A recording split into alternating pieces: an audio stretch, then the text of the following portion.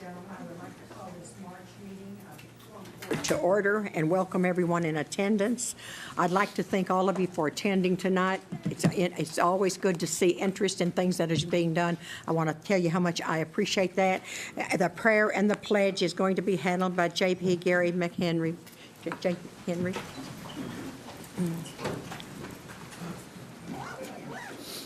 Our Father, we thank you for this opportunity to come together and do the business of this county. We pray your presence and your wisdom, Father, upon each one of us as decisions are made. Father, we pray for our colleague and his family, Rick Cochran, whose family is suffering some illnesses right now. We pray your peace upon that situation and that it would come out to your glory. We give you the praise in Jesus. Amen.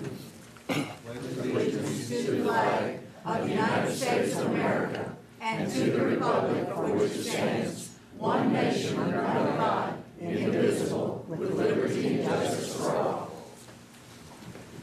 Thank you, J.P. Henry. Carly, would you call the roll, please?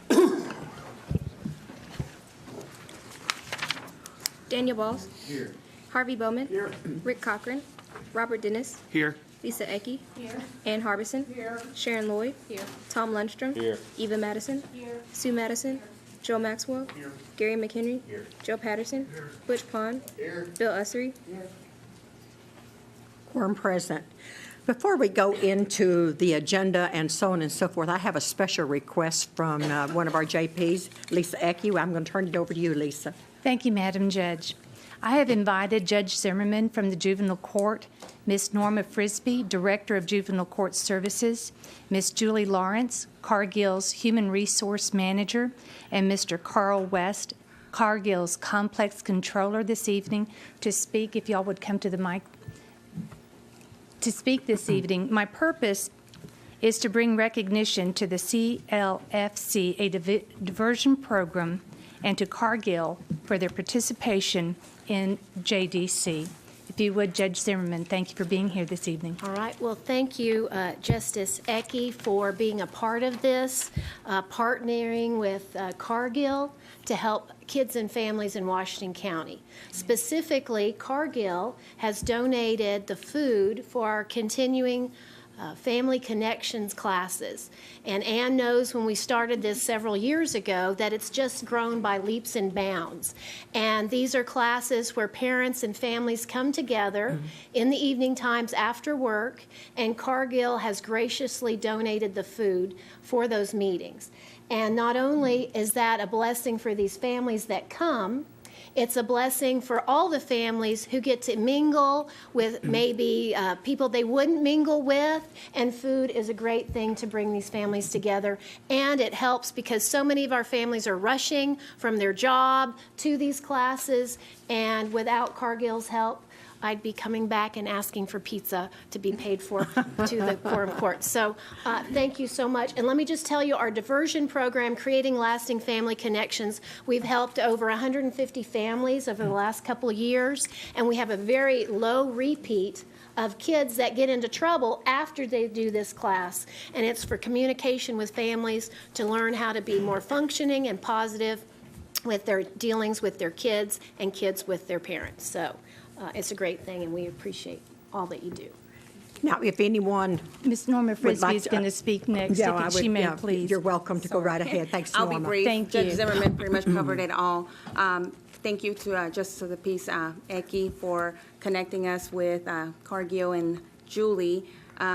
We met and we explained what we do, and she explained to us how a lot of her families that work at Cargill are the families that attend our program. So I think it's a great teamwork that we're doing here, and I'm so thankful for that. I would like to pass out our flyers of some of our other diversion programs and alternatives to detention programs, because we also have programs that we are working towards keeping youth that are already maybe with an adjudicated offense case or probation case, keeping them out of detention, saving us more money, but providing these other services to give them something else to focus on and maybe learn something positive in the Norma, if you'd just like to give it to Mr. Usher, he can start passing them around. Thank you. Do either persons from Cargill want to at least say something very short, sweet, and simple? Yes, Miss You're Julie recognized. Lawrence. Give us your name, please. My name is Julie Lawrence, and as previously said, we have employees and families that have benefited from this program, so we know how beneficial and impactful it is. It really gives an opportunity to help the youth turn around and go on a positive path. We are very happy to help out. We live in this community and want to work to make it a better community for everyone. Mr. Carl West. My name's Carl West. I'm the finance leader, controller at our site, and I don't have a lot to add, except that Cargill, we love our community that we live in. We're in Springdale and Washington County, and we just, we do donate a lot of money and a lot of our time. Our employees have spent about 6,000 hours last year donating their time in the community, doing everything from volunteering and, coaching baseball, softball, as well as different things like street cleanups and creek cleanups. We do a lot of that. So we love to support our community. Food defense is one of the important things that we like to support. So anytime we can support our community by donating food, then we love to do that. Being a food company, it's just very near and dear to our heart. And we know that, when people eat food together, it kind of brings them together and helps them just open up and just, it's an important part of our lives. We all do it every day. So we really believe that it's important. So thank you. I would personally like to thank you for being a part of this tonight. Lisa, thank you for bringing them forward. And I just want you to know, don't feel obligated to stay. We have a very, very lengthy agenda. If you need to be excused, please feel free to do so. And thank you for taking your time to do this. If I may, just one more point, just one moment, please. Just sharing this in conclusion, I wanted to say that I believe that an interconnected community is a successful community, and I would like to thank Cargill for partnering with JDC and helping make Washington County a successful community. And not only with JDC, Cargill has also opened up their company store to all county employees as a benefit. And we're working those things out with Ms. Lindsay Huffaker, and you'll be seeing us and Washington County employees at the company store. So thank you for all that you do for this community. And because of you all, I know we're going to be more successful. Thank you. Thank you, Madam Judge. I appreciate the time. Thank you, Justices. Now, we will go back to our agenda. Let's adoption of the agenda in front of you. Do I have a motion to adopt the agenda? Move adoption of the agenda. Second. All in Second. favor, say aye. Aye. Opposed, same sign. The agenda is adopted. Next, we have approval of minutes. Approval of the minutes for the Quorum Court meetings, and we have a lot of them on there, from October to December, October the 27th, November the 10th, November the 16th, November the 17th, November the 19th, December the 1st, and December the 17th. They've all been distributed, and I hope that all of you, I know sometimes that's a lot of reading, but I hope you've had a chance to make corrections or look at these in your own time. Most of these are pertaining to our budget studies. So these are things that the girls have been working very diligently on, get these ready. So I just want to run these all out there. And if you have a motion for this, I would be willing to accept it. Do I have a motion to approve the minutes? Motion to approve the minutes. I have a motion and a second. Are there any corrections? All in favor say aye. Aye. Opposed, same sign. As ruled. Next thing we're going to have is a public hearing. At this time, the Quorum Court will conduct a public hearing for the purpose of receiving input from the citizens of Washington County in regards to a revised dangerous animal ordinance that is before the Quorum Court tonight for an adoption. I would first like to have Mr. Steve Zaga to comment.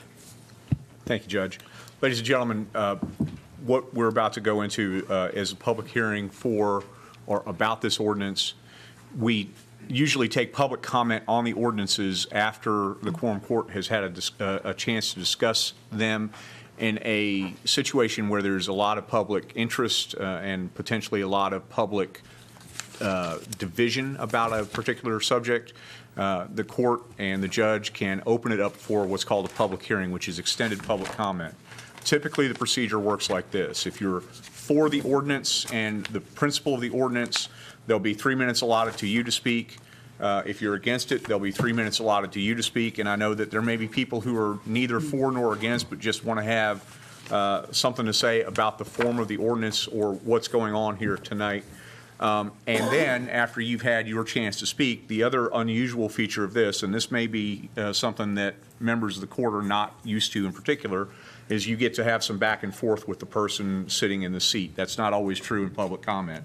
I would just remind the public and members of the court that when you're doing that, don't let it devolve into an argument. Ask questions, discuss with each other, but please be respectful to one another. J.P. Pond?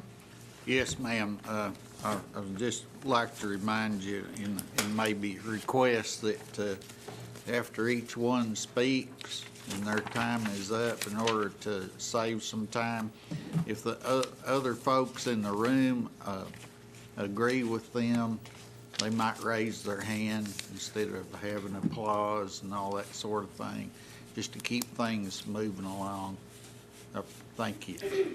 Did the audience hear Mr. Pond's comments? Okay, thank you very much. Justice Sue Madison. J.P. Madison. Thank you, Madam Judge. I've been trying to understand the authorization for these voluntary type of public hearings. I hadn't encountered one before, and I have tried to understand what our ordinances do to address this situation. May I? Yes, please. There are two particular laws that come into play here, and Justice Madison, my computer's running slow tonight. I have sent Justice Eva Madison a copy of the state statute that talks about when they are required at her request, and then there is a county ordinance that does deal with public hearings. This is not a required public hearing, it's a discretionary public hearing. And that's the particular kind of public hearing that I wanted to know. What is the procedure, or what is the official sanctioning procedure for such a? There's no, you don't have a specific regulation. What I'm addressing to you an ordinance that deals with permissive public hearings. What I'm addressing to you now is a public hearing procedure that this court has used in the past, just as a matter of what they've done in the past. So it's not written down. Can any JP decide we're going to have a public hearing? No, well, any JP can request a public hearing, and then in consultation with the county judge who sets the quorum court agenda, that is by ordinance, the county judge can say, yes, I agree, and set the public hearing. And the JP would make the request to the sponsor of the ordinance, or to? Through the county judge's office. Okay. Well, one other question before we get started, and I apologize that I'm needing to get these things clear in my mind. We will have a public comment time as well on this same ordinance. Are the same people going to make the same comments? By your rules, they would be allowed to do that. You could certainly encourage them not to do that after the public hearing time. In other words, and as Justice Pond just pointed out, if you're going to make a point and somebody else wants to make that same point, it might not be a bad idea to hold your hand up and say, I agree with that in that way. You might address Justice Madison, as I did when I was in one of those chairs, that at some point hearing the same thing repeated over and over again may not be as effective as hearing it once or twice. But well, that's what is causing me some concern about doing this. I mean, people have an opportunity for a public comment, and now they have two opportunities, and I don't know what additional purpose is served, but maybe I'll find out. Thank you, Madam Judge. J.P. Harbison, did you have your hand up? Well, Rick Cochran requested the public hearing, but I certainly agree with it. We never, it wasn't requested at a normal quorum court meeting, but this is an issue that affects all of the rural Washington County, and I think, it's very appropriate on something of this magnitude that affects so many people that we have a public hearing. Thank you. Okay, now what I'm going to do, comments from the sponsors, J.P. Madison and J.P. Madison. If you have comments to make now, because you are the sponsors of this, so you're recognized. Thank you, Judge. I don't know if this is the part where maybe we should read the ordinance, because I think we should read it before we discuss it. So it's not on the agenda yet because the public hearing is before the ordinance, but I don't know that everybody that's here tonight has had time to review it in great detail, and I think that might be appropriate. Justice Madison, you would certainly be in order to move to have me read it now. Okay, then I would like to do that, please. Second. I have a motion and a second. All in favor of Steve reading this, say aye. Aye. Opposed, same sign. Wait. Oh, thank you.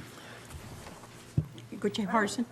Question, if you have amendments to the ordinance, these will not be presented until we go through after the public hearing, correct?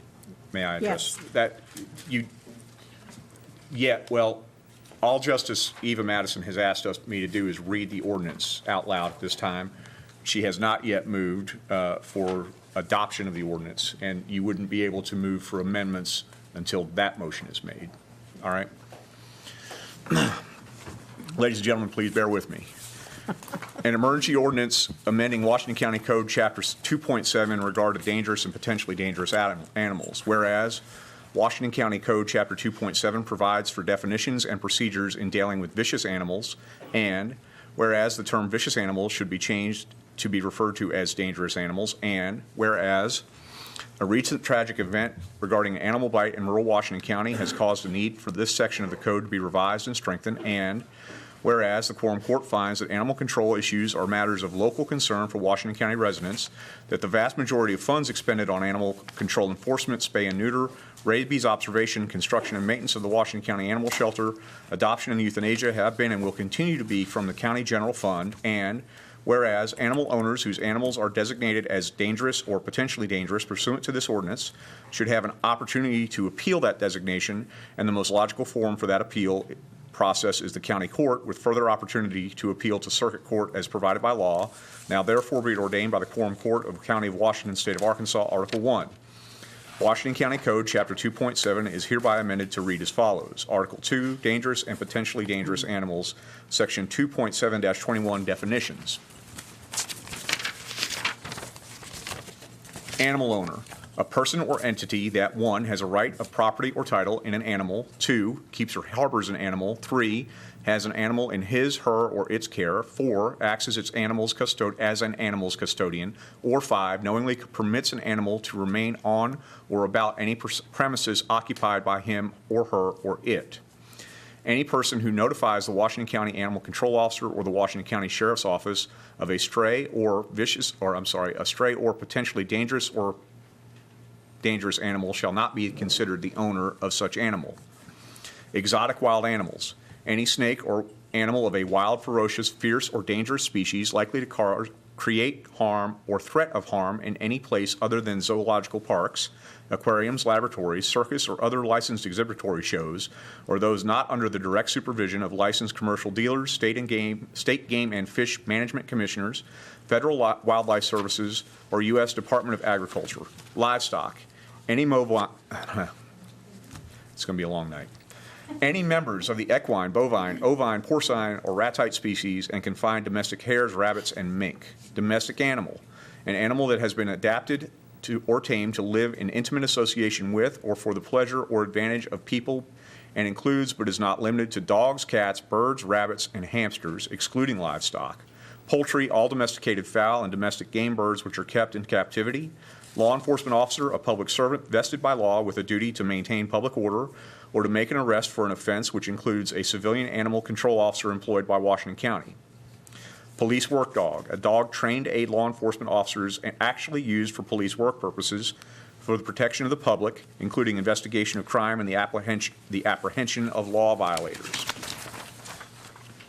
Potentially dangerous animal, an animal regardless of breed that when unprovoked, A, inflicts bites on a human or domestic animal either on public or private property, or B, chases or approaches a person upon the streets, sidewalks, any public grounds, or otherwise off the owner's property in a menacing fashion or apparent attitude of attack, or any animal with a known propensity, tendency, or disposition to attack unprovoked, or to cause injury, or otherwise, I think that's a double there. No, it says to cause injury. Or to cause injury. I still think that's a double. It's to cause injury or to cause. Well, I'll read it and we'll fix it. Or otherwise threaten the safety of humans or domestic animals. Dangerous animal, an animal regardless of breed, that A, inflicts either directly or through an unbroken chain of causal events serious injury on a human being without provocation on public or private property. B, kills a domestic animal without provocation while the animal is off the owner's property. Or C, has previously found to be potentially dangerous because of injury inflicted on a human, the owner having received notice as such, and the animal again aggressively bites, attacks, or endangers the safety of humans. An animal who is not potentially dangerous or dangerous if the threat, injury, or damage was sustained by a person who, at the time, was committing a willful trespass or other tort upon the premises occupied by the animal owner, or was tormenting, abusing, or assaulting the animal, or has, in the past, been observed or reported to have tormented, abused, or assaulted the animal, or was committing or attempt to commit a crime. Serious injury, any physical injury that results in one or more of the following.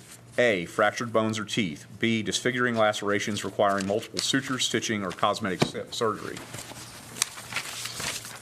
C, loss of consciousness, however temporary or slight. D, puncture wounds of more than a superficial nature. E, loss of blood requiring transfusion. F, amputation. G, loss of sight in either eye for more than 24 hours.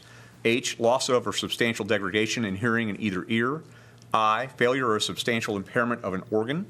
J, skin grafting. K, tendon, ligament, or other soft tissue damage requiring surgical repair or physical therapy.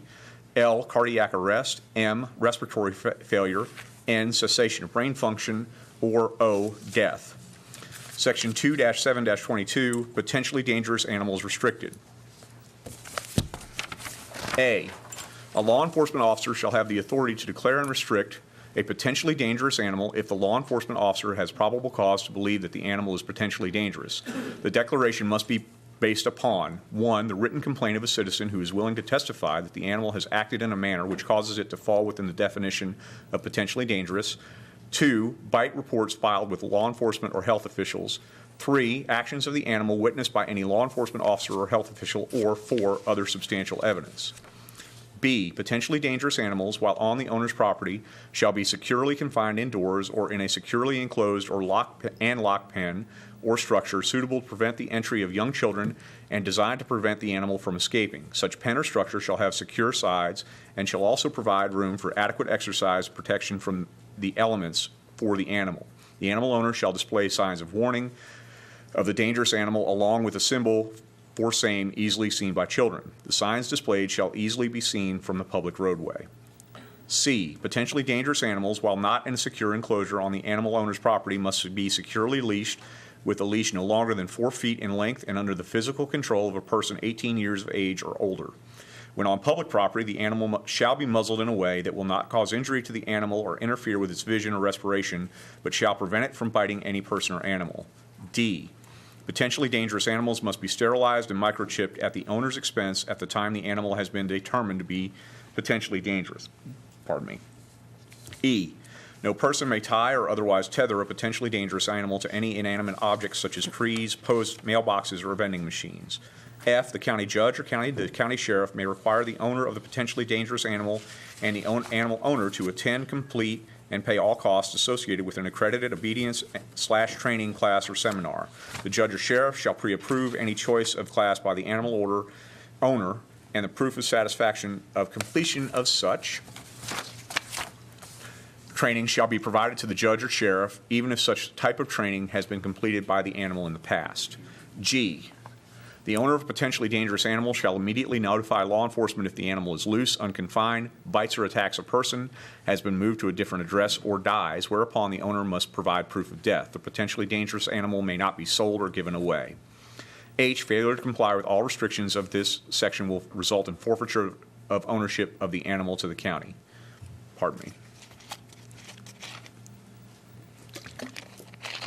An animal owner shall have 14 calendar days from receipt of a written declaration from a law enforcement officer finding the owner's animal to be potentially dangerous to file a written appeal to the county court with further appeal to circuit court as provided by law. Section 2.7-23, dangerous animals restricted, additional requirements. A law enforcement officer shall have the authority to declare and restrict a dangerous animal if the law enforcement officer has probable cause to believe that the animal is dangerous. The declaration must be based upon 1, the written complaint of a citizen who is willing to testify that the animal has acted in a manner which causes it to fall within the definition of dangerous. 2, bite reports filed with law enforcement or health officials. 3, actions of the animal witnessed by any law enforcement officer or health official. Or 4, other substantial evidence. B, in addition to the provisions and requirements for compliance set forth in Section 2.7-22, the owner of a dangerous animal shall comply with the following requirements. 1, the animal owner shall present to the county judge and the county sheriff proof that the owner has procured liability insurance in the amount of at least $50,000. That liability insurance, which may be separate from any other homeowner policy, shall contain a provision requiring the county to be named as an additional insured for the sole purpose of being notified by the insurance company of any cancellation, termination, or expiration of the liability insurance policy. All costs associated with the insurance must be paid by the insured. 2, a dangerous animal may not be outside of a dwelling or locked enclosure unless it is necessary for the owner to obtain veterinary care for the dangerous animal or to comply with the commands or directions of a law enforcement officer with respect to the dangerous animal. In such event, the dangerous animal shall be securely muzzled as set forth in Section 2.7-22 and restrained with a chain having a minimum tensile strength of 300 pounds and not exceeding 3 feet in length.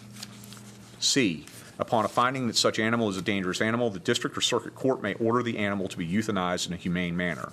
D, failure to comply with all restrictions of this section will result in forfeiture of ownership of the animal to the county. Section 2.7-24 reserved. Section 2.7-25, penalty enforcement appeal. Any violation of this article is deemed a Class A misdemeanor. For each day that a violation exists shall be considered a separate offense. Furthermore, the county judge, the county sheriff, or any individual may institute a civil action to compel compliance with this article and seek injunctive relief, damages, or other civil sanctions, including an award of attorney fees and costs. Section 2.7-26, investigation, impoundment. The law enforcement officer may order an animal owner to keep any animal covered by this article restrained or impounded pending investigation at the animal owner's expense. At the end of any quarantine period mandated by law or 3 days after a dangerous or potentially dangerous animal comes into impoundment, whichever period is longer, the dangerous or potentially dangerous animal shall either be returned to its owner in accordance, this is the new one, in accordance with the county shelter policies, or it shall be euthanized. In no event shall a dangerous or potentially dangerous animal be adopted or fostered to anyone other than its owner. Section 2.7-27, complaints, investigation, corrective measures. If any person or groups of persons has knowledge or reasonable grounds to suspect animal owners are maintaining dogs or other animals in such a manner as to constitute a nuisance by reasons of an unhealthful conditions or maltreatment, they shall have the right to complain to local law enforcement agencies or health officials, and such authorities shall investigate the complaint. Such officials have full authority to examine the complainant and other witnesses for relevant testimony. Section 2.7-28, abandonment. No animal owner or other person may abandon an animal at a location without providing for the animal's continued care. Any such abandonment shall constitute a violation of this article. Section 2.7-29, confinement of an animal when person bitten. A, whenever a law enforcement officer receives information that an animal, whether domestic or livestock, has bitten any person, the law enforcement officer must have the animal confined and observed in accordance with the provisions of the Rabies Control Act, Arkansas Code Annotated Sections 20-19-301 to 20-19-312. B, an offending domestic animal must be confined for a period of 10 days at the animal owner's expense by a licensed veterinarian, a public animal shelter, or any other animal shelter or boarding facility with the rabies quarantine capabilities at the discretion of the county sheriff in consultation with the director of the Washington County Animal Shelter. C, the Washington County Animal Shelter is authorized to accept offending cats, dogs, and other domestic animals for confinement at the discretion of the shelter's director. The director must take into consideration the shelter's animal population and its ability to quarantine the animal for the requisite 10-day period. The director is authorized to require payment from the animal owner in advance of up to $40 per day, depending on the estimated cost to quarantine the animal. Section 2.7-30, incorporation of state law. The provisions of the Rabies Control Act, Arkansas Code annotated sections, 20-19, and that should be 301, through 20-19 through 312, are incorporated by reference herein and made part of this article. 2.7-31, costs. If a law enforcement officer or health official is required or requested to investigate a violation of this article, and the complaint is substantiated, then the reasonable cost of the investigation shall be assessed against the animal owner by the court. Furthermore, if at any time it becomes necessary to impound or euthanize an animal pursuant to this article, then the cost of such shall be paid by the animal owner, and failure to do so shall constitute a violation of this article. Section 2.7-32, proof of compliance with the Rabies Control Act. A law enforcement officer investigating a violation of this article shall demand proof of compliance with the Rabies Control Act, and failure to produce such shall be deemed a violation of this article. Section 2.7-33, exemptions. Nothing in this article shall apply in any manner whatsoever to the official use of police work dogs trained to aid law enforcement officer if such dogs are being actively used for police work purposes, protection of the public, investigation of crime, and apprehension of law violators. B, pursuant to Arkansas Code Section 20-19-102, any person engaged in raising or owning livestock has the right to protect said animals from dogs, including the killing of such dogs if necessary, consistent with provisions of Arkansas Code annotated Sections 5-62-102 to 5-62-126. C, all political subdivisions and municipalities which have already enacted ordinances designed to protect citizens from attack or injury inflicted by potentially dangerous, or exotic wild animals shall be exempt from the application of this article. Section 2.7-34, no encroachment on other official duties. Nothing in this article shall encroach upon the official duties or activities of the State Game and Fish Commission, the Federal Fish and Wildlife Service, the U.S. Department of Agriculture, circuses, zoological parks, or aquariums, or other licensed exhibitory shows, provided all exercise an adequate degree of care. Section 2.7-35, stray dogs and cats. A, definition. All dogs and cats in the rural areas of the county that do not have identifying information affixed to them shall be deemed stray. Identifying information is defined as any type of information in writing or otherwise that would clearly put a person on notice as to whom the dog or cat belong and how to contact said owner. B, impoundment of stray dogs and cats.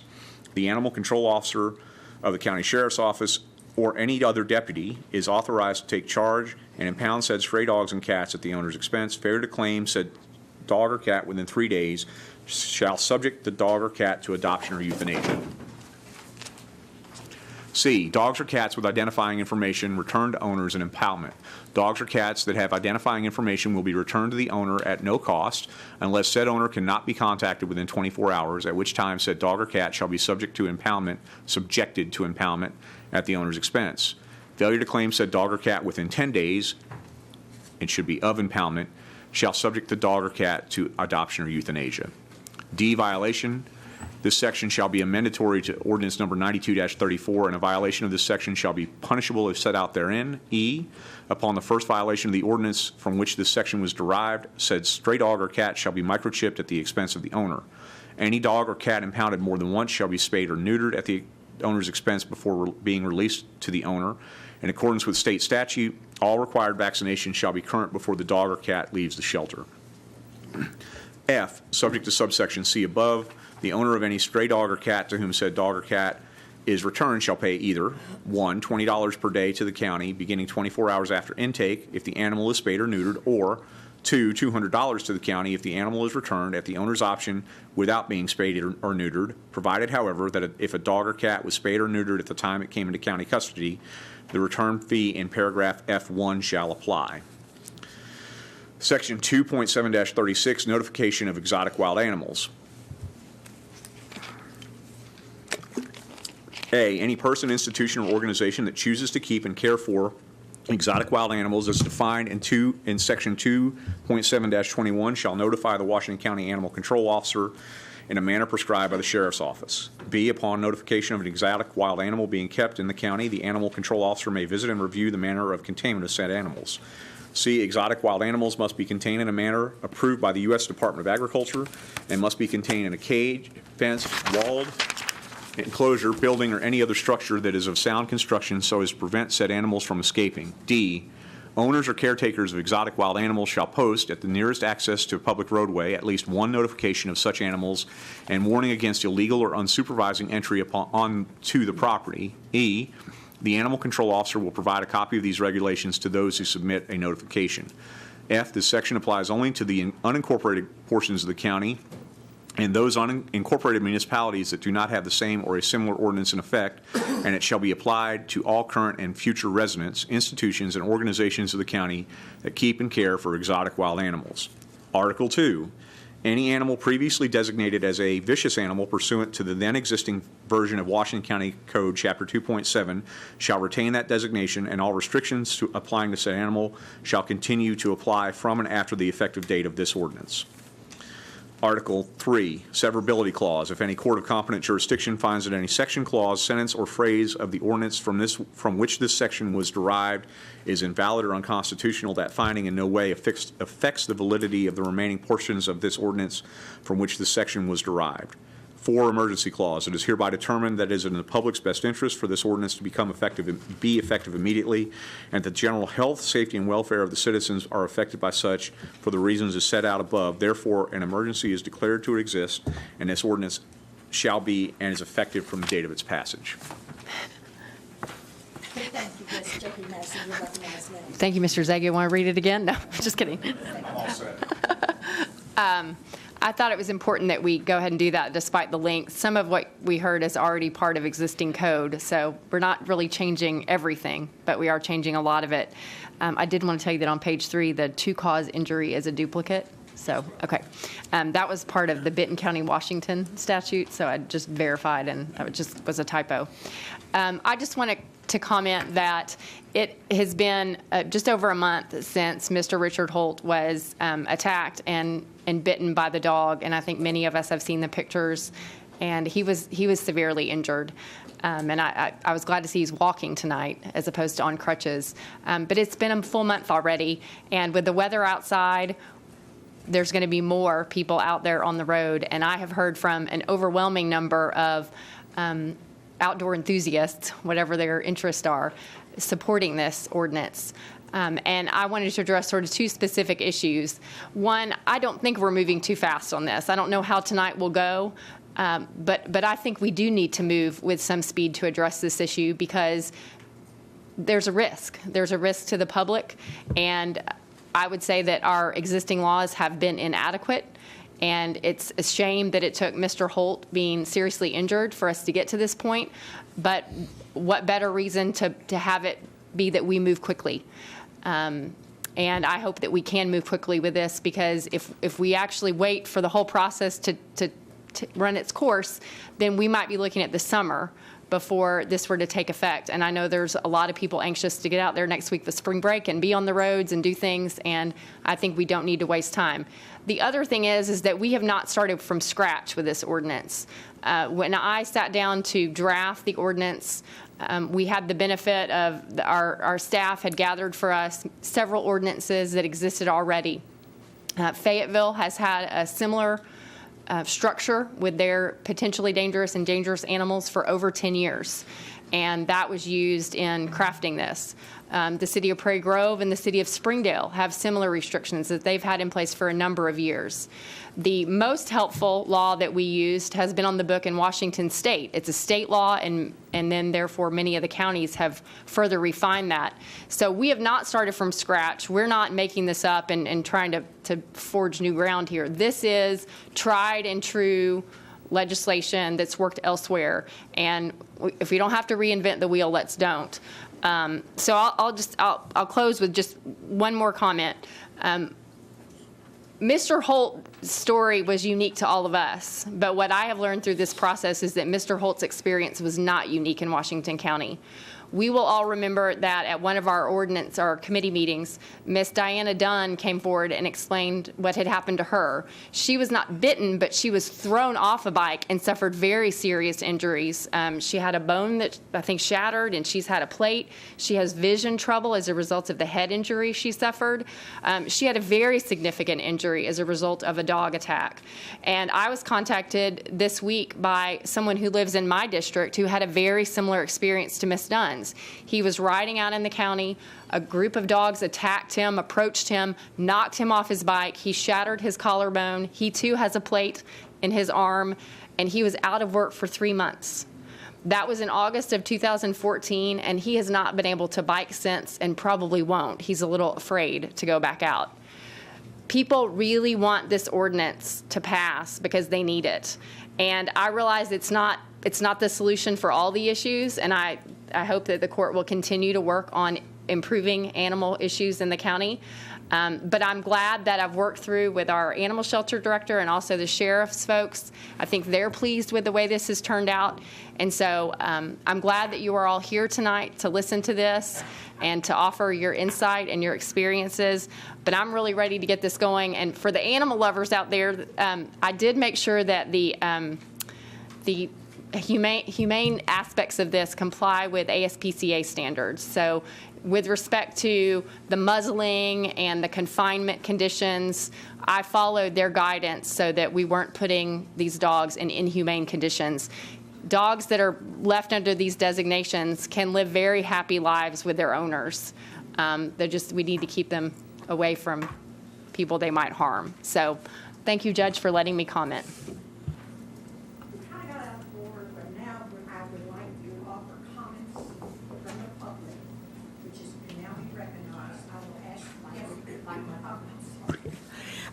We've got a little bit out of order, but what I want to do is I am willing to accept comments on this particular ordinance.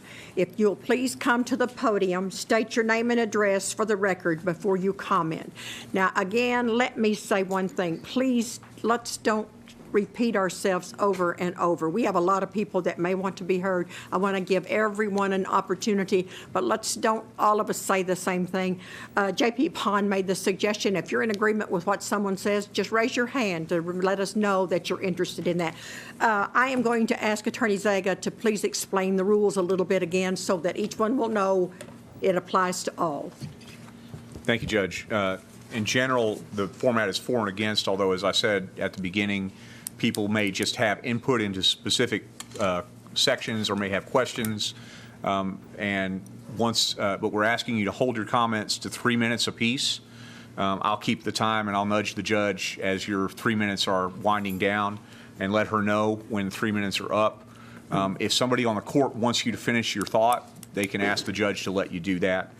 And once you finish your thought, if specific JPs have questions or comments and want to engage you in dialogue, feel free to remain at the chair while they talk back and forth with you. Thank you.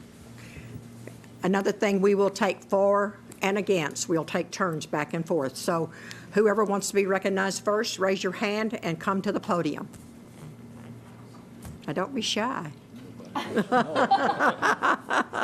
It's always difficult for the first person to break the ice. So, yes, ma'am, come forward and bring my little dog with you.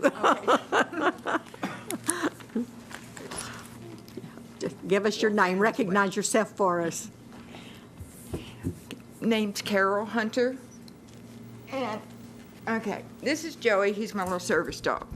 There's something I was questioning about the rules and such. I've walked on the bike trails and I've walked out on, country roads and everything with him pushing a walker.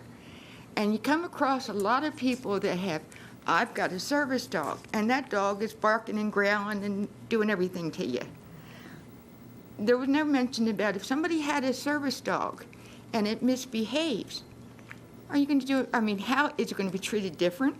Or are you going to treat it as a vicious or potentially vicious animal? It's something, to think about. Because there is a different law, I think it should be treated the same, but I think it should be written somewhere in there like just a little underline or something, mention about it. I'm in agreement with this. I don't like the idea of tying an animal out because it's too easy to get injured and to be, tied around a tree or something like this. But to have it in a good, supportive cage, high enough that it doesn't get loose or dig under until it, and then if it does something else wrong, then it's dealt with, which is what you said. That's what we agree with. And I think he agrees too. But we've been chased by numerous big dogs, and everybody, the first thing people say is, "Oh, he won't bite.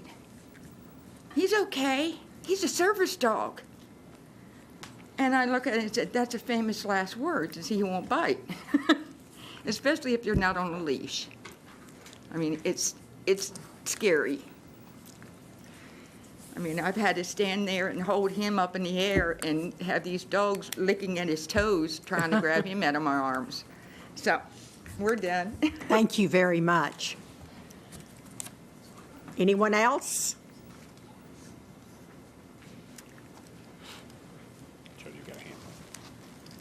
Where's that? Yes, come forward, please. Give us your name. All right, I'm Barry Vassar, and I currently live in Fayetteville on the east side of town, just off Mission. And I'm on a kind of a unique little situation. It's a rural setting, but it's in the middle of town. 1.3 acres, it's got brush all around it, a sidewalk, bike path on the other side of Mission, and it doesn't really bother me or the dog too much. But one of the issues that I look at is the dog's currently on a tie-out. The house has been broken into before I lived in there several times, and not that I'm using the dog for protection or anything, but he likes to be outside in the daytime. I don't keep him out there when it's bad weather. When it's cold, he gets more than enough food and water and relieving. But yet, there's an ordinance against tie-outs. I'd love to be able to just leave him loose, but I can't. It just doesn't make sense that, okay, because I've got a dog and he's on a tie-out, he's going to be out there while I'm at work. And, if he's provoked, I don't know what he'll do. I don't know of any instance where he's ever bit anybody. I don't think he's been vicious to anybody. But, what constitutes a provoke? I don't know. The dog sure doesn't know. He's just being a dog. I think, it's probably, maybe it's about time there's a rule on all of this. That's fine. You're going to do what you're going to do. But, take into consideration, an average situation like I've got that, what am I going to do? I'm going to keep my dog in the house all the time? Am I going to have to pay and build a fence for something that's coming on? We've lived there for some time, and now all of a sudden there's rules, and I understand I'm going to have to abide by them. But, it just, look at that ordinance on tie-outs and make sure that it's fair, because, it doesn't really, if anybody can come up with a resolution for me, other than, giving away my dog or destroying him or whatever, he's my buddy. J.P. Madison would like to ask you a question or comment. Sure. If you're in the city limits, this wouldn't apply to you because we're talking about parts of the county that wouldn't have any protection already. And I think that the tie-out ordinance you're talking about is the city of Fayetteville's ordinance. Yes. That deals with no chaining of animals. Yep. Are you familiar with the trolley system? There is a pulley system that is a replacement to that. For the amount of time that I'm at work, Mm-hmm. that's not a legitimate deal, is what I understand. And, he doesn't know any different. And we've been here before all these laws were. And, I don't know if it's right to make me or the dog live by those new rules or not. but it's a little bit of a burden. It's a hardship on the both of us. And, part of why I moved to this region is because everybody is just so open and they leave people live their life the way that they'd like to. I wish I could have found a place out of town, but living in town in that house is perfect for me. It's convenient, and I don't want to live in town, and it allows me to do it. But it is nonetheless within Washington County. Well, I can assure you, the county doesn't have anything to do with changing a city ordinance. Yeah, I've got to start somewhere is where it comes out to, and if I don't, this just by chance happened to come up. I just happened to notice it. I got a little notice that I got to talk to somebody about him being on tie-out. And then this came up like just a couple days later, and I'm kind of going, wow, this is kind of convenient that I, got a little tag on it. But, I just don't, I just see somewhat of a right kind of slipping away here for me as a dog owner. And like I said, he doesn't mean no harm, but, provoked, who knows? What constitutes being provoked? Your rules say provoked. Well, what does that mean? Does that mean, somebody goes up there and pokes them with a stick? Does that mean somebody goes running past them? I mean, is there anybody here that has a dog where kids go and play and then they go running and the dog chases after them, maybe knocks them down in a playful way? Now, does that constitute being provoked? Does that constitute being dangerous or vicious? That is a real, I feel that it's a very slim line there. And I know there's no way to address it. It is what it is. I'm going to recognize Mr. J.P. Bowman here. He may have a comment for you. I've got a question. Yes, sir. Thank you, Judge. What kind of modification of this ordinance would you suggest? I really haven't thought about it because I just, to be honest with you, I just got the paper on it today. I didn't know anything like this was coming up. Mm-hmm. So I'm sure if I given enough time, I'm fairly educated. And I'm not very public. That's part of why I chose to be in that little rural situation in the middle of town. Do you agree that there is a problem out here with animals attacking people? I'm really not sure. I haven't witnessed it. Many years ago, 30 years ago, one of my nephews was attacked by a dog. He's got his own dogs now. He managed to live through it, and it's unfortunate. It really is a sad deal that it happened. There's no doubt about that. Nobody wants to see that or hear about it. But I have not witnessed it. I've done some bicycling out there. I've done some walking and motorcycling, and I haven't been in a situation where I've witnessed that yet. Okay, thank you. Yes, sir. Thank you, sir. Appreciate your time. Anyone else? Come forward, sir. Give us your name.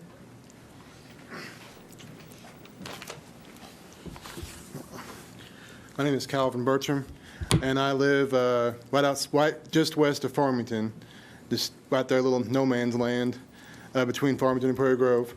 And it's nice that this came about because 2 nights ago, right behind me, there's a house that has not to make a breed issue, but they have a pit bull and a chow.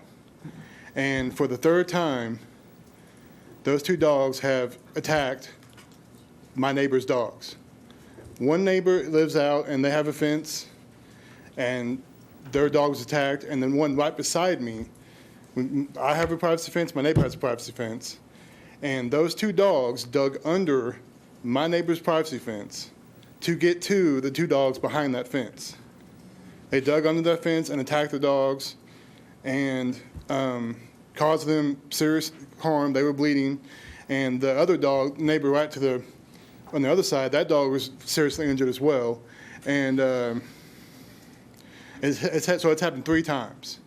And the Washington County Sheriff has come out 3 times, and I'm not questioning what they've done, but those dogs were seriously they dug under a privacy fence.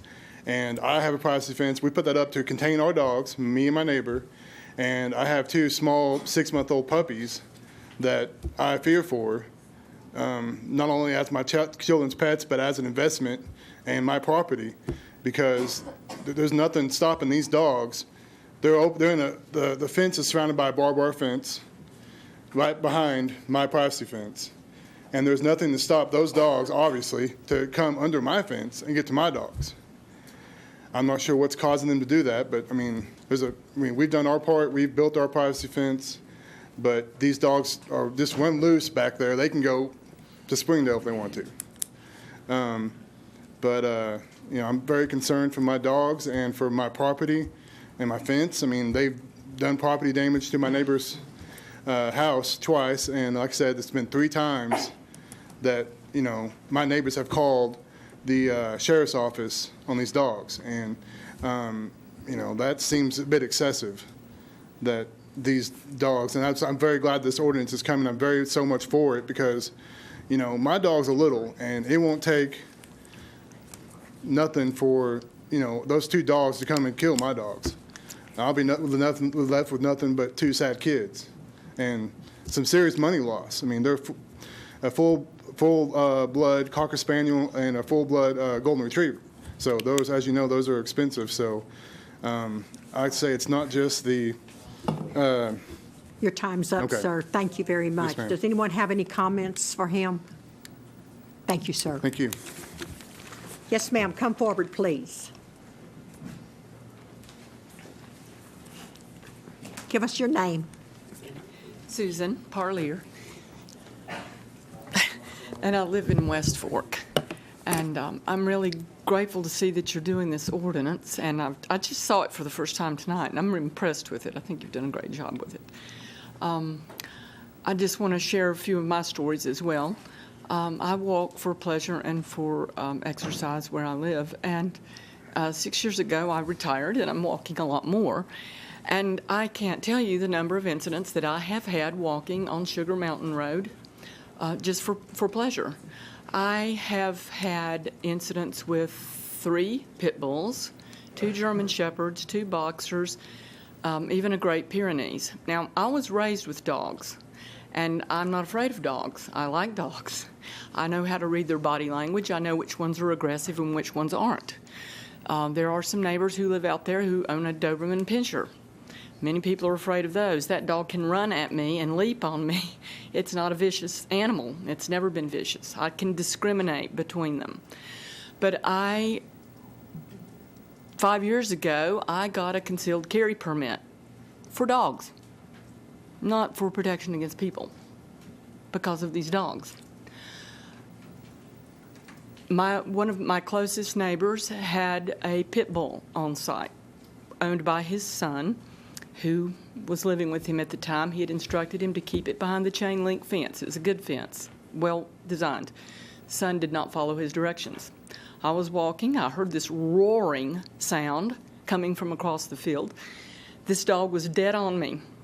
I had pepper spray. Have any of you ever been exposed to pepper spray? You know what it does? You know how it is? Okay. I've never been fully sprayed with it, but in testing my pepper spray, I've had some blowback come sometimes. I'm telling you, it's pretty bad stuff. You don't want to get it in your throat. You sure don't want to get it in your eyes. This dog, I hit full bore, across the face, dead across the eyes. It came at me again. These dogs don't stop. They are bred to bite, not let go, to tear, to shake. There's your exotic wild animal piece that you have in here. You may as well lump them in with that, as far as I am concerned. I'm serious. I'm not joking. I would like for all of you to be familiar with a website called dogsbite.org.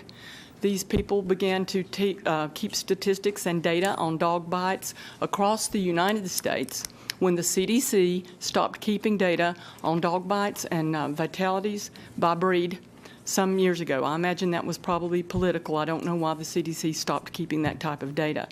It is rich. If you don't even want to look at the statistics, if you don't even want to consider it by breed, if you don't want to do that, look at the victims' stories. Ma'am, your time is up. Okay. Thank you so much. I've got to just look at that because there's many more incidents I could have shared. Thank you very much for your time. You got one in the back, Judge. Please come forward. Give me your name.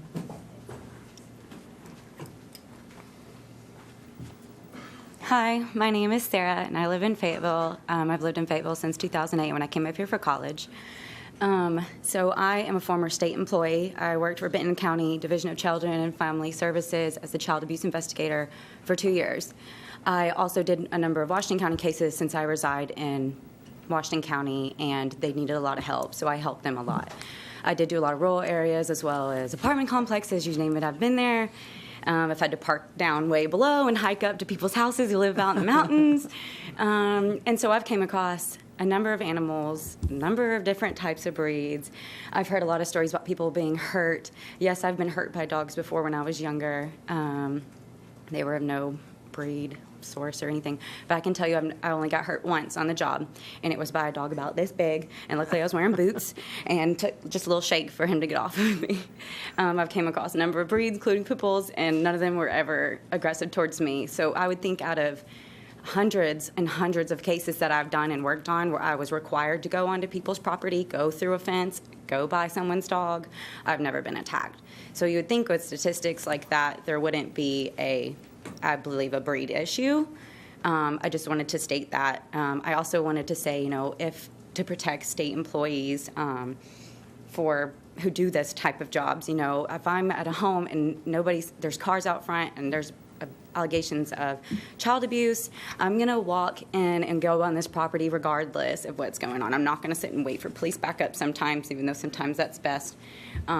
So I think that there should be some sort of protection, not just on the state employee, but also on the animal, because if you're going into a home, that's the animal's home. That's their home. You're coming in their home. Just like when you go into nature, you're going on a hike, and you see a bear, you're going into their home, and you have to remember that. So I think that's important to maybe kind of look at that aspect of it. So that way, if there is some sort of dog bite on an employee doing a job like that, the family may not get in trouble, or the employee can also still have some sort of protection on that also. Yeah, and I know there's a lot of stuff going on with the breed stuff that's just been brought up, and I wanted to say there's numerous of studies that show that breed banning does nothing good. It actually does not show any reduce in dog bites at all. It actually is not very cost effective at all either. There's a number of studies that I can read off for you if you liked. The temperament studies that have also been shown on different dogs, including golden retrievers and cocker spaniels, are the same, very, very close in numbers as to pit bulls and other animals. So again, there's really not a breed issue. If you do the research, there's nothing to be done there. But I want to thank you for letting me speak. Thank you very much for your time. Anyone else? I want to thank you. Okay, come forward. Give us your name. We think we know you, but go ahead and give. Hey, everybody. My name's Richard Holt. I'd like to thank y'all for taking time out of your night to help us out and hopefully get some good ordinances passed. My first question was for Mr. Zaga. I was wondering, I was reading the ordinance, and I wanted to see if we might want to include some stronger language regarding to chasing dogs. I had a dog the other night when I was riding that crossed the highway, crossed the double line, and was chasing me. But I didn't want to know, according to the language, would that be considered a menacing fashion, I guess, just for clarity. And if it's not clear, we might want to get that cleared up. Judge, Yes, please. Go ahead. I think the language, and I think this is probably actually addressed to me and then either Justice Madison, but I think that's covered in potentially dangerous animal, subsection B. Potentially dangerous animal is an animal that, regardless of breed, that when unprovoked, B, chases or approaches a person upon the streets, sidewalks, any public grounds, or otherwise off the owner's property in a menacing fashion or apparent attitude of attack. And are you suggesting that the language should be broader? Well, if it's unclear, I would like to amend it then, I guess, to clarify. But if it's clear, it's clear then. I think it's pretty clear. Okay.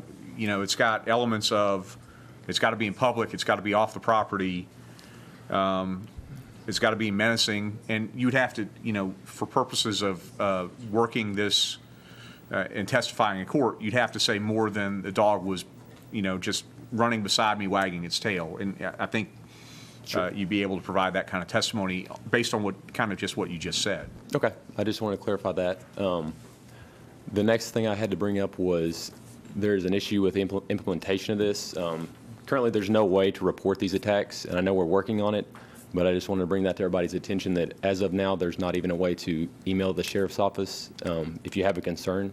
So I think that might be something we need to address quickly, especially as it's getting warmer.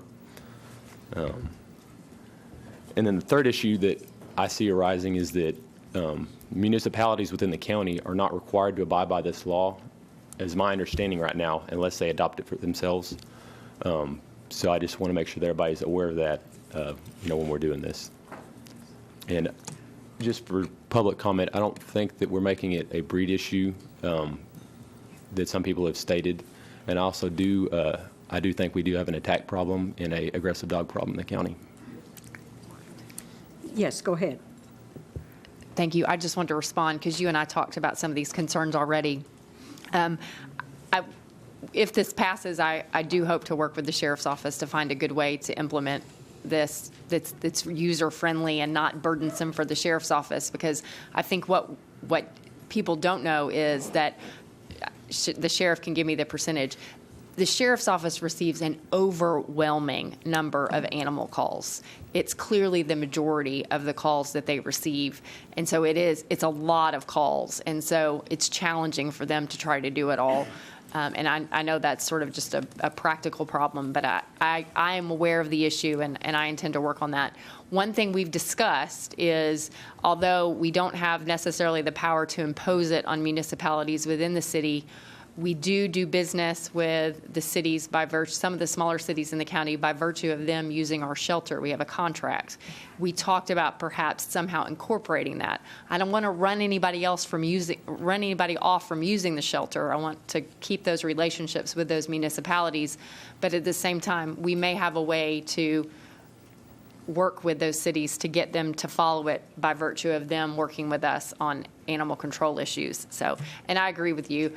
It's not about breeds, because Chihuahuas can be mean and bite. So I've studied the breed issue a lot in my work with animals, and I know a lot of people like to point to certain animals, but when you start talking about banning breeds, then you start talking about, well, what kind of animal is this? What qualifies as a certain breed? Are you going to have a blood test or a DNA test of the animal to figure out, what if it's part something and part something else? It's just very difficult to implement. And so the best way is to deal with behavior and not deal with breeds. And that was my intent with the ordinance. But I want to say to you, thank you for bringing this issue to our attention. I am so sorry that your experience is what brought us here. But at the same time, after hearing from people like Ms. Dunn and the gentleman that I spoke with in my district, your experience is not unique, and so the fact that we have not been aware of this issue until now is disappointing. From my perspective, I feel like we should have done better, and so thank you for being the one to raise the issue, and I thank the sheriff for his response that brought us to this point. And so you can walk away from this with a little pride that you may have some scars on your leg, but you really affected change through this process. So thank you for what you've done. Thank you, sir. Thank you. Mr. J.P. Bowman, yeah. Thank you, Judge. Mr. Holt, we've talked about this thing about chasing, and I wondered what would be your recommendation relative to reporting chasing incidents that seem threatening.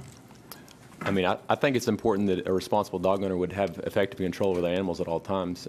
If they're dogs on county roads, that's public property, and they're not supposed to be there without, direct owner supervision. That's what I think. Well, I've talked to Mr. Roberts, this leader of your bicycle coalition of the Ozarks, and we've talked about the fact that there's some people working on apps right now to help you identify where a chasing event took place so that you might be able to continue to ride but report that location to the sheriff's office. So if you get repeated chasing events from a particular address, that'd give you a good reference to pass on to the judge about the number of threats occurring out there in a given period of time.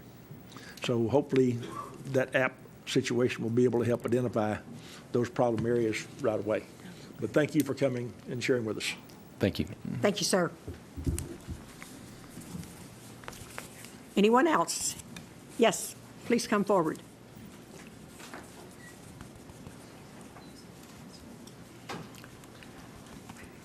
Give us your name. I'm Deanna Duplanty, and I live east of Springdale in Washington County.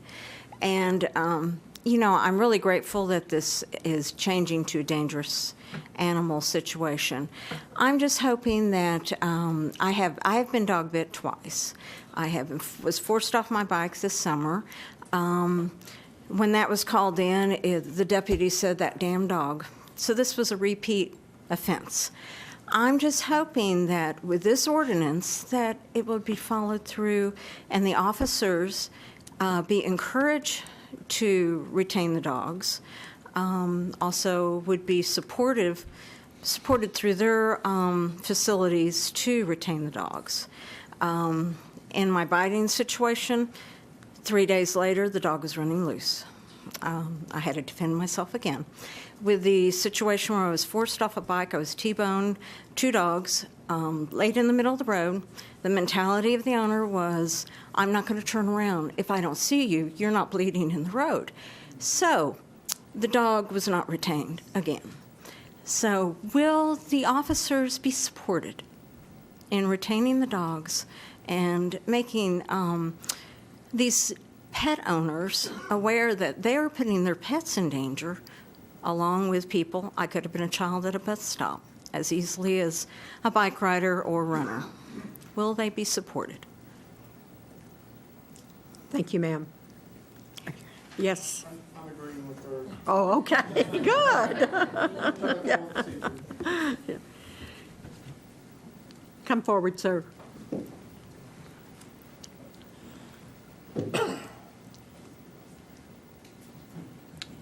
Gosh, he's tall. You'll give us your name, please. Hi there. My name is Brian Hershey. I'm a cyclist, and I just want to agree with some of the comments about chasing dogs, and also maybe expound upon the issue on the whole. I, 6 months ago, was thrown off my bike by a German Shepherd that attacked me south of town. Probably should have gone to the hospital, but I'm stubborn, and I didn't. I still have injuries from that. One of the things I'd like to say is that it's such an issue that even when we have organized rides that the city and the county know about, they're still chasing dogs. Just this last Saturday, we had a ride of over 100 riders we even had a police escort for a while, and we had multiple chasing dog incidents. So there's an issue here. So we can determine the difference between a dog who just wants to play and a dog who, wants to bite or wants to knock us off the bike. Granted, we don't really determine between the two, distinguish, because a dog in front of my bike is still going to put me on the ground. It's not going to be fun. But anything really south of Fayetteville is to the point where I don't even want to ride there anymore. I know multiple people who have had the exact same scenario. And one thing I do want to bring up, and this is not addressing the point that we're addressing tonight, but the public outcry for this tends to be very divided. People sometimes will say, well, you shouldn't even be on that road. And well, state law would state otherwise, that I have the right to be on that road. But many people believe that it's our fault that even being on the road is a provocation. I've been stopped by people telling me to get off the road. I've been yelled at for following the law. I've been told to get on the sidewalk with my bike. There is a larger issue here than a dog issue. There's a public understanding of the law issue. And I've said this a lot of times, Fayetteville is the least bike-friendly community I've ever lived in. And I don't mean that to cast any stones, but there is quite a large education issue that we have at hand. And I think that's playing into an us versus them scenario where cyclists or motorists or dog owners are seen as at odds with each other. And that's not at all what we want. I love dogs. I grew up with dogs. I will own a dog as soon as I have a property to put a dog on. But there's a larger issue at play here, and that's that there's a public May I PR ask you a issue. question? Yes, Did ma'am. I hear you say South Fayetteville? Are you inside the city limits? Yes, or are ma'am. I you live rural? on Martin Luther King Jr. No, but I'm talking about where you're riding. Yes, I'm actually outside of Fayetteville. Okay, I Yes. didn't, okay. Any questions for him? Thank you, sir, Yeah, very much. thank you very I much. appreciate your time. Yes, did you want to visit with him? Oh, okay, go right ahead, Robert. Did you? Okay. Anyone else? Thank you all very much. I appreciate your time, your patience, and I know sitting through the reading of that ordinance took a lot of patience. Yes, sir. Can I just say something quick? Yes, come forward. This will be our last one. Identify yourself. My name's Jason Vickery. I was a cyclist riding with Richard the day he was attacked. And I haven't had much of an audience about this, and my injuries were not even remotely as significant as Richard's. But there's another thing that happened here is last time Richard and I trained a lot together, both very competitive cyclists. We were attacked by dogs, and I launched over the handlebars and crashed. And, you know, my injuries weren't very severe, so I never reported it. And I feel partly responsible that we haven't been reporting these because it took something so severe for us to get an ordinance going. And I just want to thank you and tell you how important I think it is because it's a serious issue in the community. I'm a physician and I practice and I've seen 5 seriously injured people in my clinic in the last year. They're all from dog attacks in the community, all cyclists that were hurt, none of them that were even bitten. It took this biting to be such a public outcry. But the other people all required surgery for the repairs from being thrown over the bike. And that's the problem, is the chasing and the dogs ramming us into the side. And we do know the difference between the ones that are vicious and trying to bite us and the ones that are accidentally running into some. We can sometimes navigate out of the way, but we do need protection out there in the county because it's scary right now. And I appreciate you guys working for us to do that. Thank you for coming forward, sir. Okay, we're going to move on, and J.P. Dennis. Judge, I think you need to officially close the public hearing now. Okay. I apologize. If I may, Steve, what I wanted to do is read a public comment because the man couldn't get here. I talked to him for over an hour on the phone. I'm not saying what I'm going to read is my words, it's his words, but I told him, yes, I would tell you what he had to say. We talked an hour, but I'll tell it to you in 30 seconds. You're recognized. Go right ahead. So his name is Mr. Cook, C-O-O-K-E, lives south of Prairie Grove. He said, I live several miles south, and then I will live a full mile off of the highway on a dirt road. He said, my dog does not leave my yard. He's not aggressive. So why should I be forced to alter my way of life with great expense when I am not part of the problem? Thank you. Thank you. Okay, I think we need to go ahead and officially close public comments so we can move on with our business at hand. So if I don't have anyone else to speak, I want to thank each and every one of you, but public comment is closed. Thank you all very much. You're welcome to stay for the rest of the meeting. We do have to have a vote coming up on this ordinance, or you're welcome, each one of you. In fact, we're going to go ahead and act on this ordinance now, and then we may take a short break, so if you want to leave then, you could do so.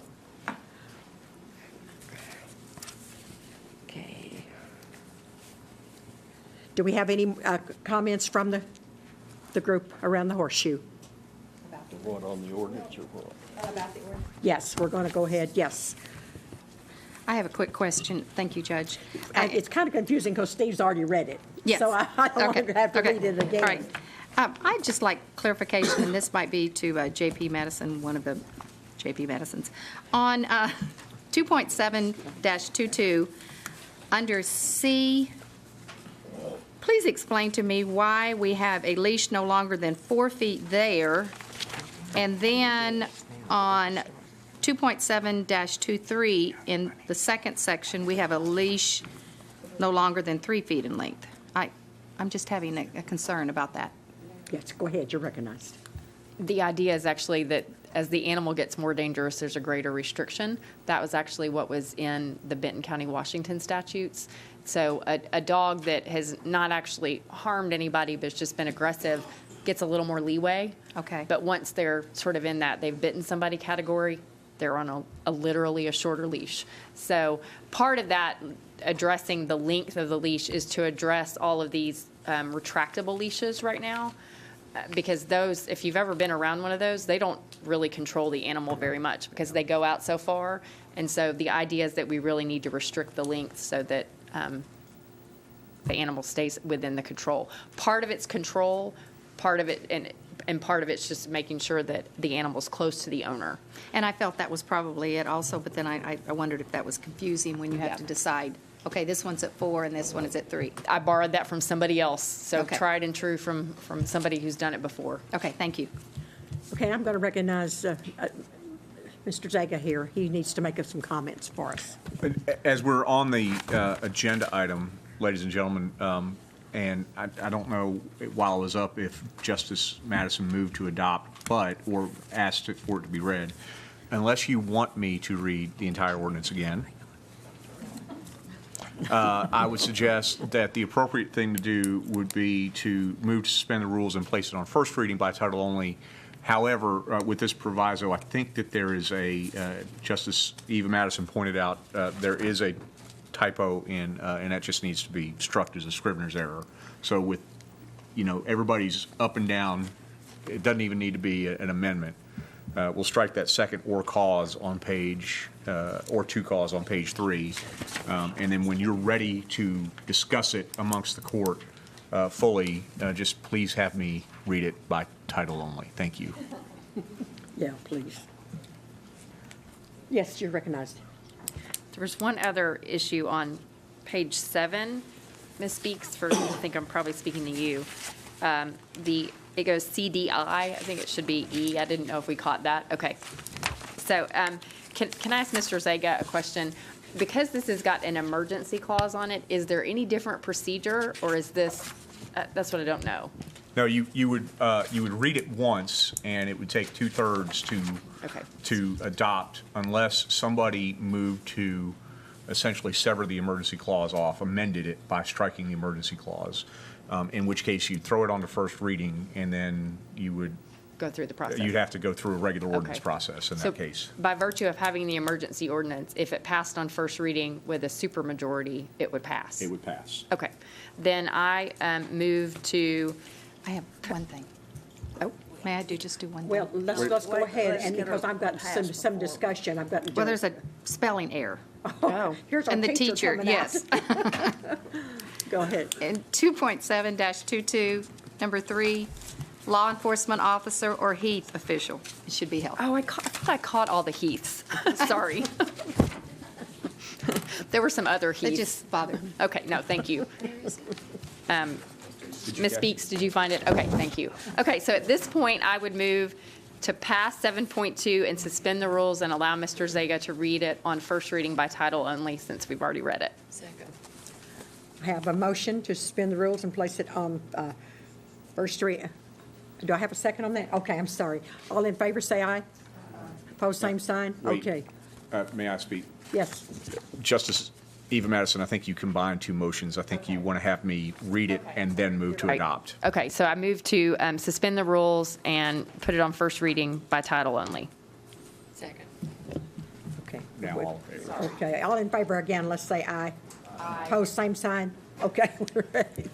An emergency ordinance amending Washington County Code, Chapter 2.7 in regard to dangerous and potentially dangerous animals. Thank you. Yes, you're recognized. Now should I move to pass it?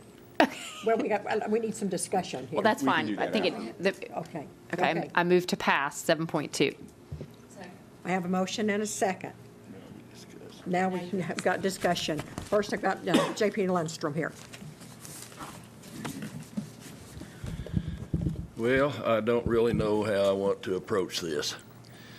I see this as a far more difficult ordinance than it seems to appear.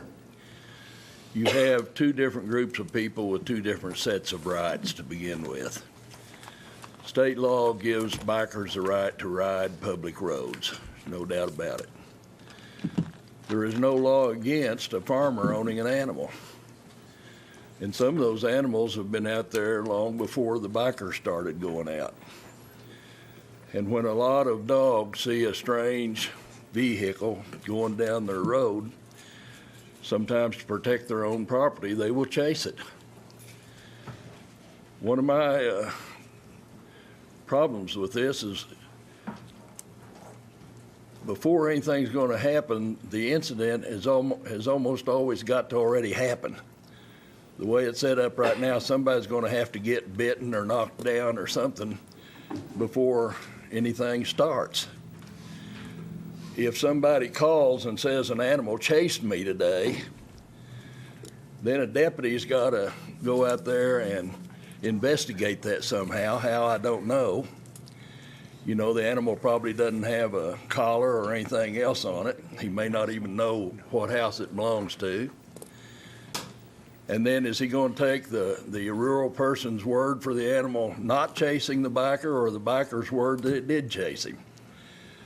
So some of these issues are difficult to prove. And most police officers have to operate from a standpoint of probable cause to get involved in retaining something or arresting somebody or writing a citation, et cetera, et cetera. So this is not as simple, I don't think, as it appears. One of my problems with this particular ordinance, and I mentioned it in the committee meeting when we were discussing it, is 2.721 definitions, animal owner. I know there are situations, we have even packs of feral animals running around the county. Those animals can cross anybody's property at any time they so desire. Now, if one of those animals goes up on an individual's front porch as a biker's going by, and then it decides to chase that biker, the way I understand this animal owner, it would be up to the owner of that property to prove that that is not his animal. We discussed this. Mr. Zaga said, well, he could be exonerated, by a court, showing, prove that he wasn't the owner of the animal, which I agree. But he's going to have to pay a lawyer, and legal fees and so forth to go to court to do that when it wasn't his animal to start with. He didn't even know it was there. And I think everybody would have to agree that this scenario is absolutely possible and does happen. So our old ordinance had a period of time here for this property owner to prove whether or not he or she was the owner of this animal. Then if we go back to 2.7-35, we have a definition here for stray dogs and cats, and it says all dogs and cats in the rural area of the county that do not have identifying information affixed to them shall be deemed stray. So if that animal comes off of somebody's property and there's no identifying information on it, is it a stray or is it the property of the property owner? You see, this can be difficult. And I sometimes get frustrated that we tend to make our police officers sometimes both judge and jury. The city council, for example, will pass a 40-mile-an-hour speed limit. Then they'll decide, well, let's let them drive 51 before we fine them. Well, then the police officer that stops the car has to decide, do I write this citation or not? And if he does, then he's the one that, gets the blame by the public instead of the city council that told them to let them have 51. I believe law writers ought to be law responsibility people, but that's not always the way it happens. And a lot of this same thing can and will happen in this issue because it's just not going to be that easy to prove it. J.P. Dennis told me about was it your grandson? Gets on a school bus out in the county on a county road, has to walk a mile or so home. Well, that can be a very dangerous thing. But if a couple of pit bulls, really bad pit bulls, got that child would probably be found dead, not just injured. But that's when this whole process starts.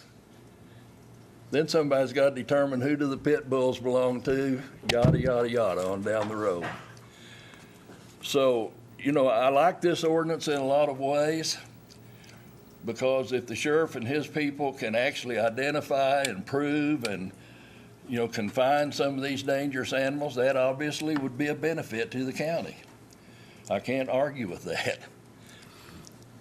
But the difficulty in doing that is, I think, far more difficult than we realize. So, if we can't change animal owner, I probably will not support this bill, because I believe this makes a homeowner guilty. In the United States of America, we're supposed to be innocent until proven guilty. I believe this ordinance makes a homeowner guilty until he proves himself innocent. And I don't like that. In other words, we're arbitrarily making him the owner of an animal that runs off his property. And I really have a problem with that, especially in light of the way we describe a stray. Thank you, Madam Chair. J.P. Harbison. Okay, I want to make several amendments. The first amendment I want to make would be the third whereas. I would insert there as whereas. Whereas animal owners should be responsible for their animals, and the Quorum Court finds that animal owners should be held accountable for the action of their animals. Now, I talked with a veterinarian, and he said, you're never going to have a leash law in the county, but you need to put something in your ordinance that holds owners responsible for their animals. And this is implied in this ordinance, but it doesn't say it. So I think it needs to go in as 3. So I'm going to make an amendment to the ordinance that this be inserted as the third whereas. Okay. Well, wait, it's got to be in the form of a motion, and Okay, but I have several I want to.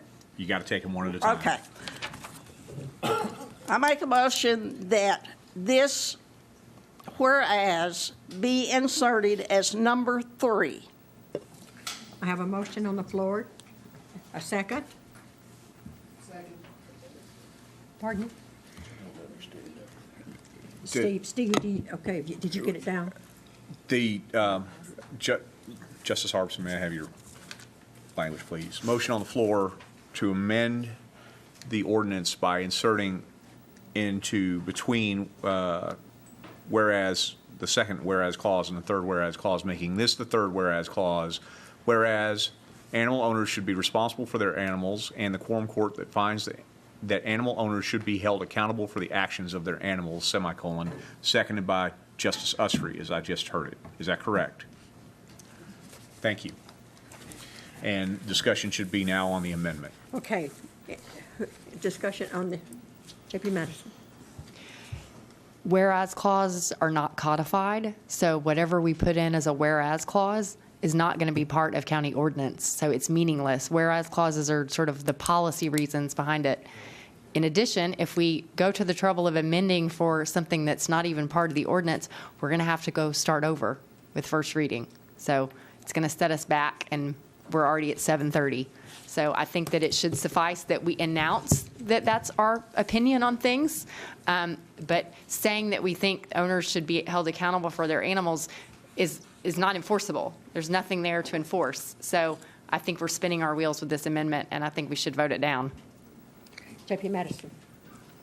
Thank you, Madam Judge. I think there was a reference in there to the county having some obligation to make sure animal owners are responsible, and I don't see how that could happen in this ordinance. I mean, there's no teeth to that statement. J.P. Harbison. Responsibility has to be put somewhere. I mean, we can't be responsible. The owners need to be responsible for their animals. They can't, people don't want, farmers don't want to put their dogs up, that's fine. But they need to be responsible for the actions of their dogs. So, if it's doesn't come in as a whereas and it's not part of it, then I'll ask Mr. Zaga where it needs to be put to be a part of the ordinance? I don't, you would have to, you'd have to draft a separate findings clause, which you could codify. I mean, you can codify findings clauses, but that's what you would have to do. And I think this would be, if your suggestion is that this needs to be put in the code, it would have to, right now, by the way this is drafted, it would be the finding of the quorum court. Not saying that's inappropriate, I'm just saying that that would be, probably go in Article 1, the quorum court finds, and then that language. Well, it needs to be enforceable.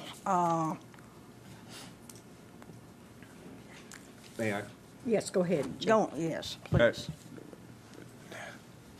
Justice Harbison, Yeah, okay, I've got it. Okay. that's a finding. It's a state. What I think what I'm hearing you say about putting responsibility on the animal owner is it's a policy statement, and this ordinance as drafted. I'm not saying it's perfect, but it does that. I think it accomplishes that end. So if you're talking simply about enforceability and putting responsibility for tax and for actual bites, and you're placing that on the owner, this ordinance does that in a way that you don't currently have under Title 2.7. But that, I don't know a way to say this. That's a policy statement. It's not a substantive legislative. What am I trying to say? Well, it's not substantive legislation. I guess that's what it's a finding of why you're doing this as coming opposed. from here is that I like things to be to the point, and that brings all this together and says, if you own the animal, if you want to own a vicious animal, you're responsible for it. If you have a pet that runs out and causes someone to have a wreck or something, you're responsible for that wreck, even though it's just a nice little dog. So, we have dangerous animals, and then we have animals that are just out there that are causing problems. So, maybe, okay, I understand what you're saying, but maybe I can come back later and amend. Okay. I will withdraw that motion at this time. Okay, I've got Dennis. I'm sorry, go ahead.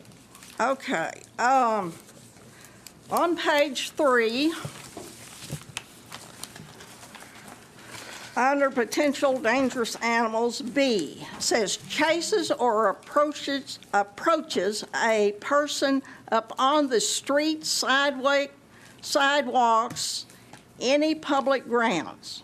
All right, this is a county ordinance, and I think it should read chases or approaches a person up on the county roads or county right-of-way. We don't have streets out in the county. I just think that makes that more clear of the. Okay, I'm going to recognize Steve, please.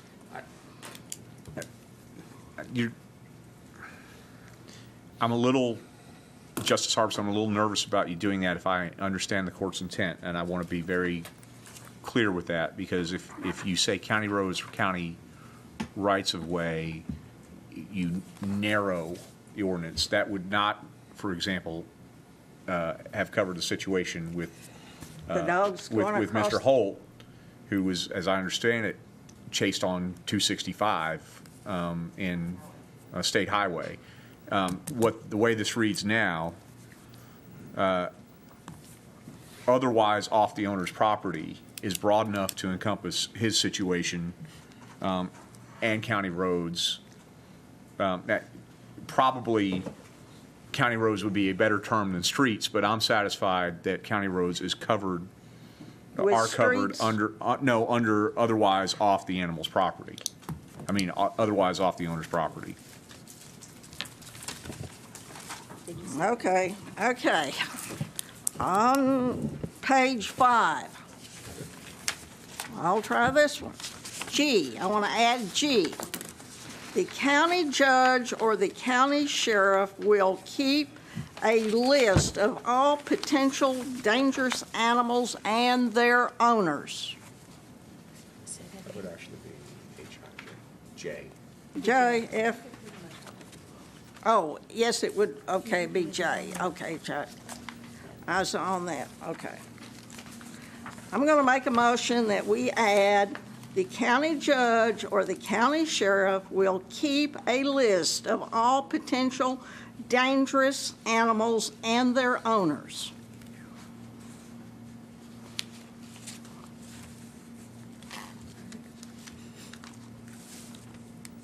It'll be under J. Judge, there's no second. No second, all right.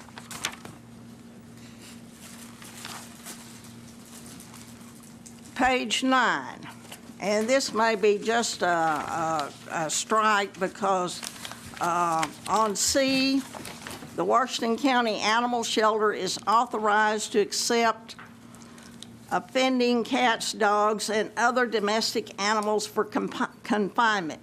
The Washington County Shelter does only accepts dogs and cats, period. And I don't know if that can just be struck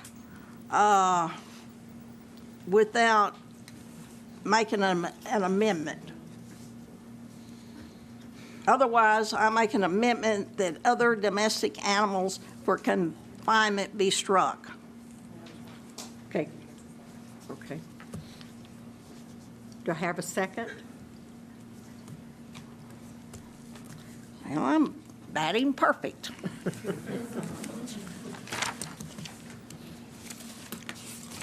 That was the last. About the guinea pigs. Guinea pigs or not.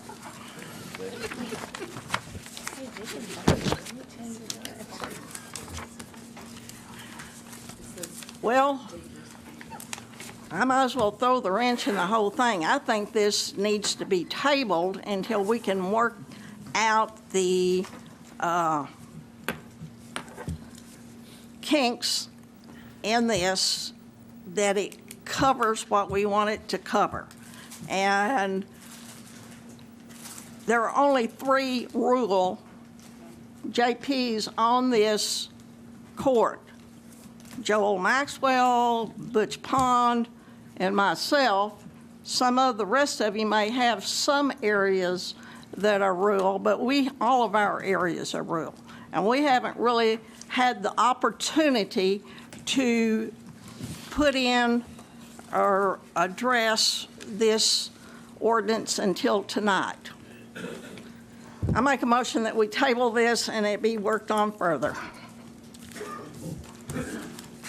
Have a second? Dies for lack of second. Okay, I've got J.P. Dennis. Did you still, I need to. go ahead, I'm going to recognize you, and then we're going to go into discussion. All right. Ms. Beeks pointed out to me that, and need to address this to Justices Madison, it calls for Class A misdemeanor. We have a general misdemeanor provision in our code. We can't really call it a Class A misdemeanor under Section 2-21 of the code. So we need to, and the continuing violation section for daily violations right now stands at $250 a day.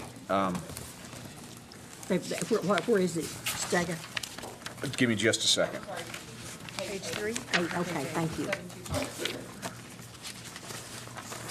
So That's existing ordinance. yes, it is. And no, I read it too. And it actually, I think it occurred to me as I was reading it about Class A misdemeanor is a state term. So I would suggest to the sponsors that they just simply ask for unanimous consent to change the language maybe, or say as provided for under current county codes 2-21. 2.21? It's 2.21.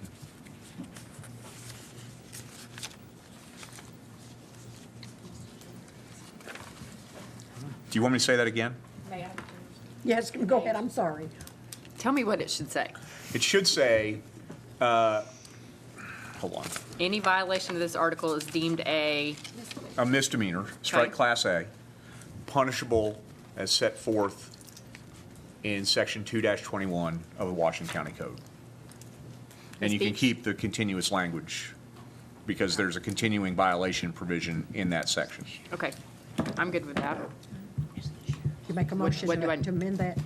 Make a motion to amend it? You have a motion and a second. All in favor to amend that, Did you get the language? Okay. all in favor, say aye. Aye. Opposed, same sign. Okay, it's been amended. Thank you. Okay, so now, I think I've lost my list. J.P. Dennis, I've been trying to get to you for 30 minutes. Thank you, Madam Judge. I want to first commend and thank J.P. Eva Madison for doing so much work on this, and I think it's excellent work. My however, though, is this, and I want to vote for it, but I don't want to do 3 tonight. I just want to do 1. And the reason for that is we all just read it, and we haven't read it through twice or 3 times yet ourselves. And so how could we expect our folks that we represent to be able to tell us what they feel and what they think? I'm here to represent them. And I love to talk to them. I love to put myself out there where people can reach me and tell me what they want to do. And I'll tell you, I've talked to 50 or 60 people, and I guarantee you 55 of them have all been for what I described. Now, what I described wasn't in detail like this, and they may read this and say, no, that's not what I meant.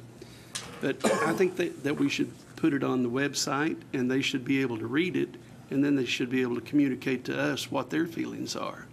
So I'm for it, but I don't want to vote 3 times tonight.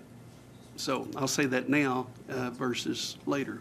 But parliamentary-wise, I know that it gets kind of tough later on when you do 1, 2, and 3 real quick. Thank you. J.P. Bowman. Thank you, Judge. I think we all realize that something must be done. And I think this ordinance has moved real close to where we need to be. J.P. Lundstrom's comments deserve some attention. I think the provisions in there, we made a comment about how many times a chase took place. It's important that we insert something there so that if an animal has been identified as chasing, say, 10 times as a reference point, and reported to the sheriff, that animal is deemed a dangerous animal. And, I think there's a lot of issues and concerns here expressed tonight by the group, and I would like to vote for it tonight. But I can see that all these ideas that might be included could be very meaningful changes to make the thing even more acceptable. So at that point, I'm not sure, but I think we might go ahead and consider tabling the thing until we can come back for another meeting and address all these issues that have been introduced to us. Put that in a motion to that effect? Yes, please. Second. I have a motion and a second to table it for later discussion. Yes. No, it's not, motion to table is not debatable, y'all. Sorry. Okay, it's over. Okay. So it's, And Judge, it just takes a simple majority. You can call for voice vote or a roll call at your let's discretion. do roll call. Carly? To table this and for more discussion. Sharon Lloyd? Yes. Tom Lundstrom? Yes. Eva Madison? No. Sue Madison? No. Joe Maxwell? Yes. Gary McHenry? Yes. Joe Patterson? Yes. Butch Pond? Yes. Bill Essery? Yes. Daniel Balls? No. Harvey Bowman? Yes. Rick Cochran? Robert Dennis? No. Lisa Ecke? Yes. Ann Harbison? Yes. Motion to table carries 10-4. Okay. I'm sorry I didn't get to recognize all of you. J.P. Ussery and then J.P. Pond, so. Yes, go right ahead. I just want to say, we discussed this ordinance on February 29th at a committee meeting, and the ordinance was proposed in much the form that it was tonight. If you didn't read it before tonight, you weren't paying attention. These cyclists out here read it this week and emailed us and called us, and we're here for a public hearing that was called and put in the newspaper, and this court isn't ready to vote. That is disappointing. It will now be at least May before these cyclists and the people in this county can be assured of this provision. Point of order. Can we discuss this since it's been tabled? The judge recognized me. Okay, then I want to be recognized. Okay, you're recognized. Well, I'm still speaking. Oh, go ahead. I'm sorry. Well, now wait a second. If Justice Madison wants to continue the floor, Justice Pond is entitled to make his point of order. Yeah. It's out of order. That's, I don't know that he made the point of order, right? Justice Pond, did you? We're continuing a discussion on an issue that's been tabled, is my point. And I was recognized. Okay, Judge, I believe the point of order is well taken.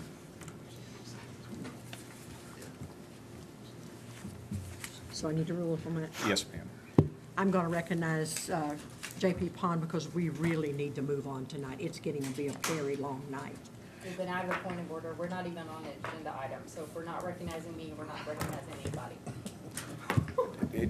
Point of order. You're out of control. Oh, gosh. Oh, no. I won't have this. This is stopping now. Now, where do we go from here? Agenda item 8, Judge. Bobby's report. I'm going to, Bobby, Hill, get up here. What do you Madam think you're Judge. doing? Madam Judge, May we have a recess after? Let's let him do his After, treasure. Yes. excuse me, after Treasurer Hill's report, please? Yes. Thank you, so ma'am. that he go, as others, that he can go home. Thank you. Good evening, everybody. Good evening. I'll make it quick. Please do. Well, I know how to clear a room, don't I? It's all your fault. Just give him a second. I'll tell you what, let's take a break and we'll come back to you. Let's take a break.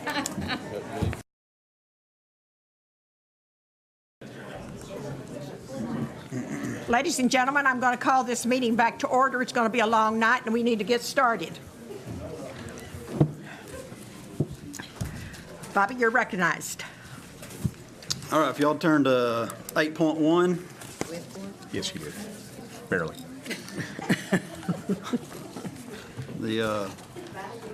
We had a pretty good month in February. If you'll look at the first line, general, had 4.7 million in revenues compared to 2.2 in expenditures, and most of that was from the assessor, collector, and treasurer reimbursing county general for their 2015 expenses.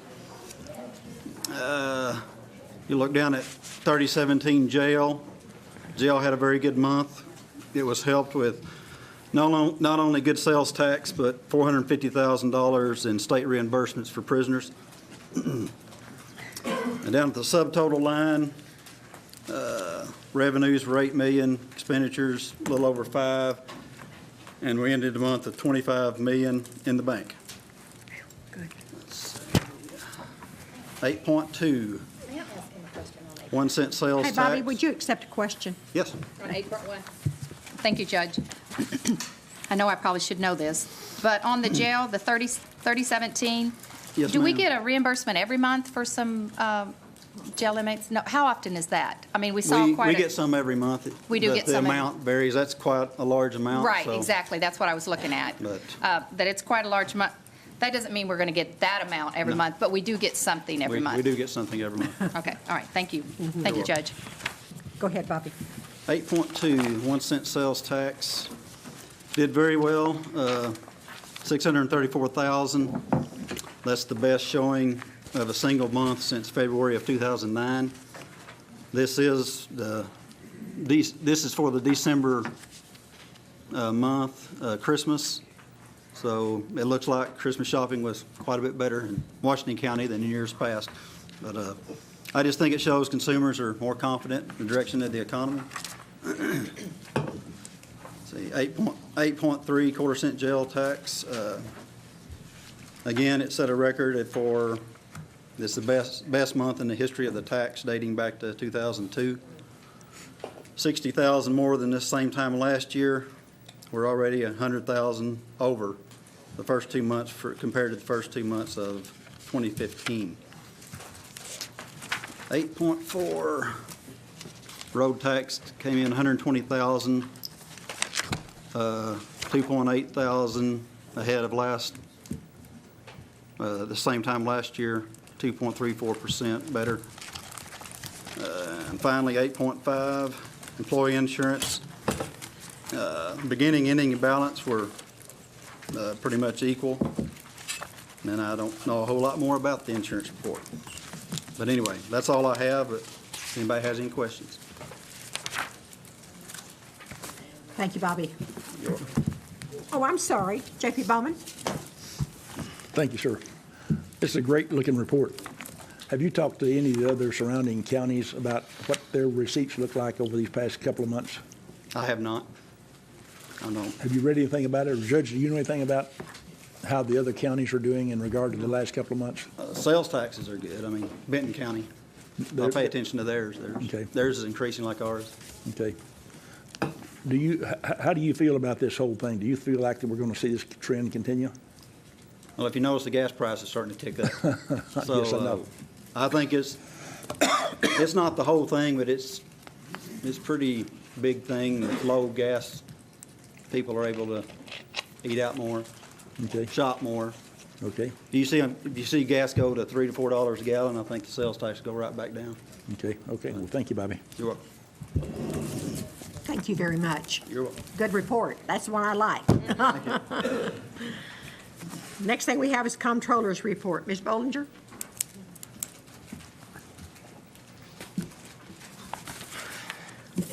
Okay, if you look at 9.1, I have really good news about that report. We did not have two Januaries.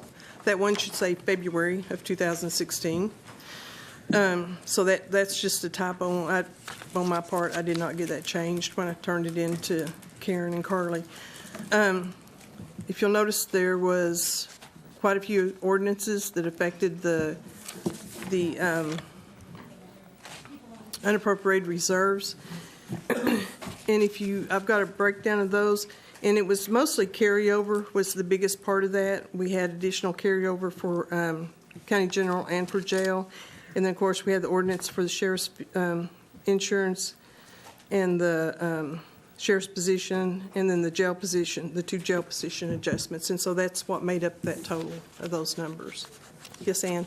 On the reserve for the jail, just what you said, that $268,350 was spent out of the unappropriated reserves for the jail? No, actually, they had more carryover than was projected, so that reduced the amount that we need to hold for them. So we were actually holding $636,000 in reserve for jail, but when that extra revenue kicked in, showed, then it would reduce what we were holding for the jail, and it would actually increase the general's version portion of that. Oh, it went back into general. It goes back into general, yes. Oh, okay, so it's in general. It's in the general fund, not the unappropriated reserve. It didn't go back up. It went into general fund. Well, it's the unappropriated portion of the general fund. Because it's revenue that came in that you have not appropriated. It went into the general fund, so it's okay. Yeah. I'll talk to you about that later. And Okay. then if you look at those numbers, like the numbers that's showing there for the unappropriated reserves, ending balance of $7,836,342. Yeah. And you turn over to 9.2, you will see where that number comes from.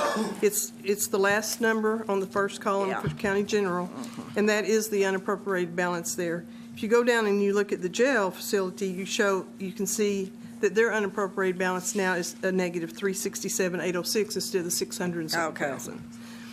Also on that report, if you'll notice, the percent expended is not the same as the next report, because this is just showing what's actually been spent. It doesn't show the encumbrances that we have. And we had a question last time about the unappropriated or about the carryover and the unappropriated reserves and the ordinances we did for housekeeping for 2015 and why it doesn't affect your unappropriated reserves for 2016. The way you get that unappropriated balance column is your budgeted revenue column, and then less your 10%, and then your budgeted expenditures, and then what the difference of those would actually be your unappropriated balance. So anytime you do an ordinance or appropriation or anything that affects 2015, it doesn't affect these numbers. Only what is appropriated or recognized for 2016. So that's how those numbers come about. And that's why if you see an ordinance that says it's for 2015, it will not affect your current year unappropriated reserves. I can't get over this. And then the next report, 9.3, that is broken down by fund, it's broken down by departments, and it will show the percent used. And if you'll notice on this report, for like County General, for instance, it shows 27%. That's because it includes the encumbrances. But the previous report just was like 16%, and it's because it does not include them. It's actual expenditures. Any questions? Any questions for Cheryl? Thank you, Cheryl.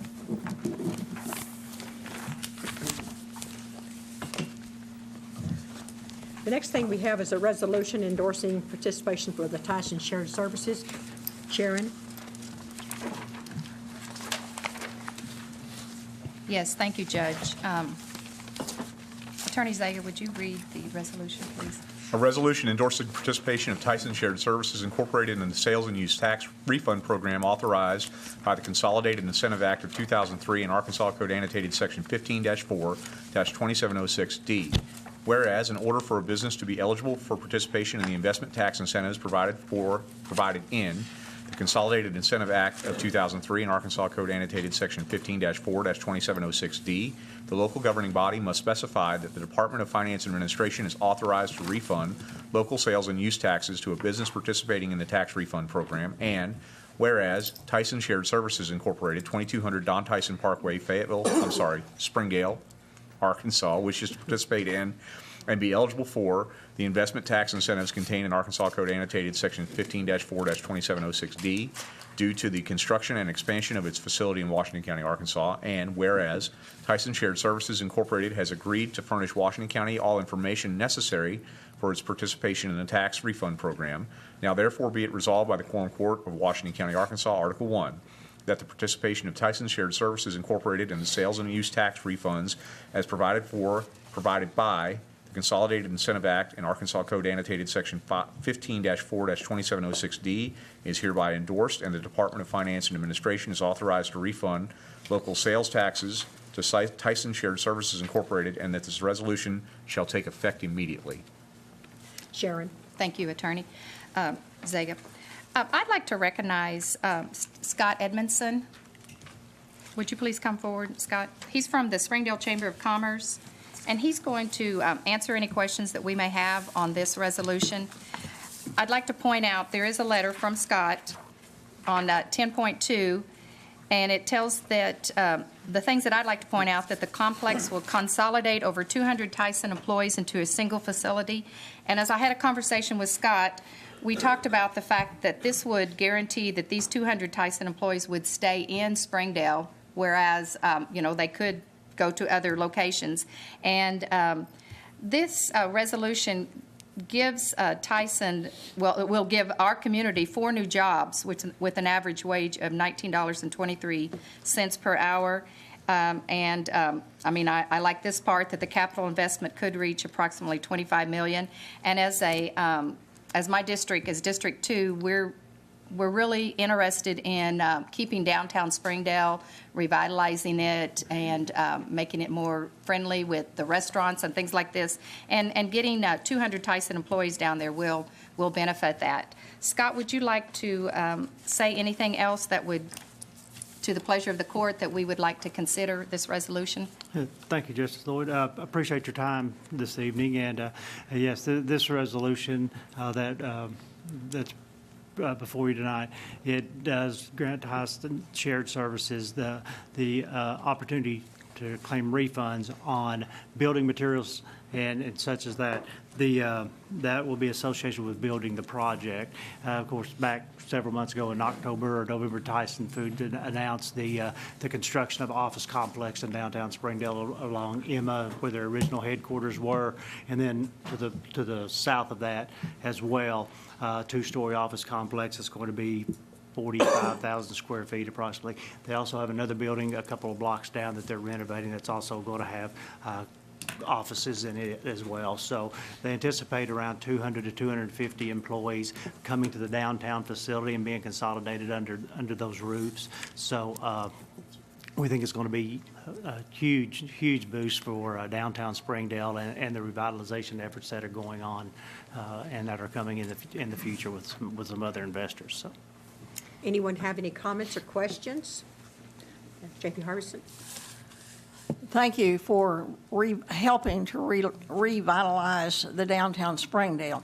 And I just want to point out, that we in Washington County, and I think Bobby Hill can confirm this, that in sales and use tax refunds, Washington County refunds about $1 million a year to businesses in this county.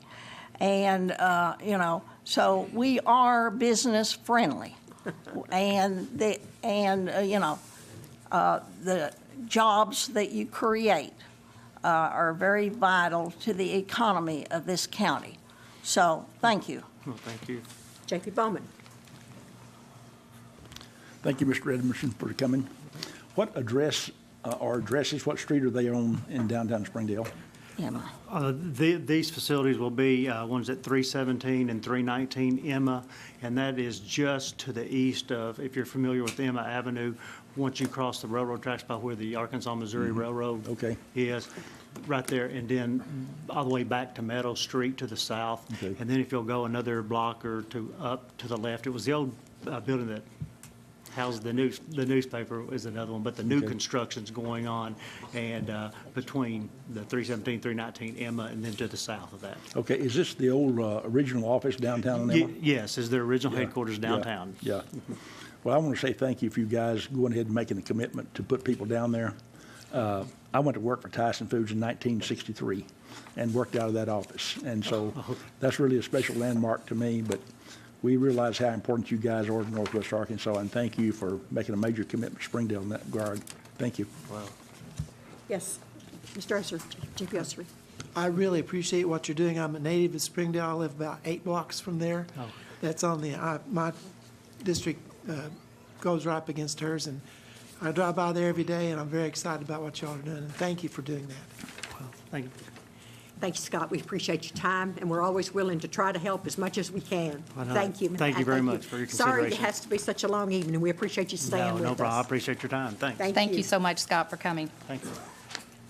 The next thing we have, number 11, appropriation ordinance. JP, oh, I'm sorry. We need to vote on this. We need to vote on this. Oh. Okay. Judge, I'd like to make a motion that we vote on this tonight and pass it. Have a second? I'm Springdale. All in favor, say aye. Aye. Oh, same sign? It's a resolution. I'm You sorry. got it. You have to take roll call on this, Your Okay, Honor. I'm Carly, sorry. I'm sorry. I'm in a hurry. Do we have any public comments other than the gentleman that was here? Okay, no comments. Carly? Sharon Lloyd, Yes. Tom Lindstrom, Yes. Eva Madison, Yes. Sue Madison, Joe Maxwell, Yes. Gary McHenry, Joe Patterson, Butch Pond, Bill Ussery, Daniel Balls, Harvey Bowman, Rick Cochran, Robert Dennis, I have to excuse myself on this one. Lisa Ecke, Yes. Ann Harbison. Yes. Okay, now we can move forward. Thank you very much. Okay, the next thing we have is an appropriation ordinance. J.P. Ussery, would you please take care of these for Mr. Cochran? I'm sorry. Number 11? Point one. An ordinance suspending JSAP policies to change the title of a heavy equipment operator position to a training officer or one-call officer in the road department budget and appropriating the amount of $6,730 from the road fund to the road budget for 2016. Article 1, all applicable JSAP policies are hereby suspended in the title of the personnel position of heavy equipment operator grade 12, slot 0200233 in the road department budget of the road fund, and I'm going to omit that, is hereby changed to training officer, one-call officer, grade 17 for 2016. Article 2, there is hereby appropriated the amount of $6,730 from the road fund to the following line items in the road department budget for 2016. Salaries full-time, slot 0200233, $5,509. Social Security matching, $422. Non-contributory retirement, $799, for a total appropriation of $6,730. Okay, thank you, Steve. And this is, we talked about this at our committee meeting, and it didn't pass the last time that we brought forward, but I think that Lindsay did a very good job of kind of detailing out exactly all the things that went into this to get it to where it's at. And so I make a motion that we go ahead and pass this as it was read. Second. We have a motion and a second. Any discussion? Yes, J.P. Madison. I'd like to move to amend 11.1 to strike Article 2. And I'm doing that because I agree that this position should be changed, but I think, I thought about this a lot since the last time I've talked to people about it. This issue of promoting, sort of handpicking people to be promoted was one of the problems that was highlighted with the road department in the investigation last spring, and it was going to be one of the things that we worked on. I have no doubt that Ms. Huffaker is aware of this process happening throughout the county, but I think that continuing this kind of practice in the road department just perpetuates some of the problems that we identified that we said we were going to fix. We shouldn't be in the habit of giving people promotions after the fact. I think that if we're going to start raising people's salaries, then we need to do it because it's specifically, like with the sheriff's office, was something about that person, or we need to allow people to apply for the job and have full awareness of what the job is going to be. In this case, you applied for one job, we selected a person, and now we're converting it into something else. And I don't think that's right, and I think that the road department of all places needs to be more sensitive to this issue because of the perception that people are being passed over for promotions and their shoulder taps and things like that. So I'm good with changing it, but I think that the financial aspect of it should not come with it. I don't think this is a good precedent for us to start. May I respond? First of all, I made a motion. So. Right. Yeah, there's a motion and a second now, Judge. So Well, Judge, there's, we can have discussion, can't we? yes, ma'am, Okay. you can. I believe Justice Sue Madison was the first to second. Okay. And yes, the proper thing now would be discussion on the court, and then if you wanted to recognize Lindsay at some point, I'm sorry, discussion among the court and recognize Lindsay if you wish to do that. Have any comments? Any discussion? Lindsay, you're recognized. I just want to say respectfully, this is not a precedent that we are setting with this policy. This is county policy. When we say we're setting a precedent by allowing this position, this is exactly what the JSAP Salary Administration Program says we do with rerating positions. If you say we're not going to allow this precedent, you are in turn telling Sheriff Helder that he cannot assign additional duties to the staff that he currently has and then reward them with salary increases accordingly. You're basically saying that in order to recognize new responsibilities, we need to come to the court, we need to create a new position, we need to advertise the position, we need to allow people to apply for it. What about the person that's in that spot currently? Are we saying we want to grow personnel? Or are we trying to be fiscally responsible with tax dollars and say there are times that we take a position, this person will still be the one-call officer? Are we going to be fiscally responsible and say this person should have the opportunity, since they are working in the field closely with many crews, to also operate in the safety element? This is still the job it was, but we are adding another responsibility. They are not losing any responsibilities. And so you absolutely have the right to vote against the monetary portion of this. But what I want to tell you is if you do, it doesn't change county policy. And this is a precedent that was set when the salary administration program was adopted by the Washington County Quorum Court. And so if you really want to make that change, you need to revise the salary administration program, because otherwise we are singling out one position within Washington County, and we are allowing every elected official, every other elected official, and every other department head to operate under the policy that you have adopted, except for this one position. And so respectfully, this is not a precedent we are setting. This is a precedent this court set when they adopted the policy. It can be changed.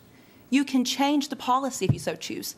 But when you change the policy, you are changing the policy countywide, because every elected official operates under this policy.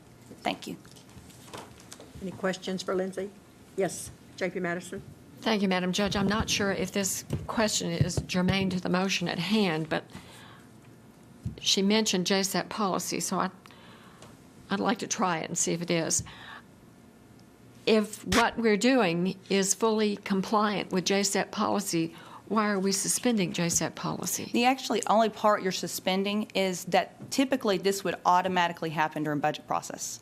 What we're saying is we want to give recognition to it that the salary component is important enough that we're going to recognize it mid-year. You're not actually suspending any part of policy other than allowing the budget component to come in mid-year so this person receives a raise. It's very similar to the request that you received at the last committee meeting for 3 sheriff's employees, where we went ahead and awarded them additional salary mid-year. That's the only part of this policy you're suspending, is the part that allows money to take effect immediately rather than automatically during budget process. Had this not come, this would have automatically happened at the end of the year. When this change was first approved by the court, yes. I think maybe it was at a committee meeting and then the full quorum court. You're correct. Had a different position on it. At the time it came to committee, a person was in the job and functioning in the job. Has that person continued to function in that job? Yes. Yes.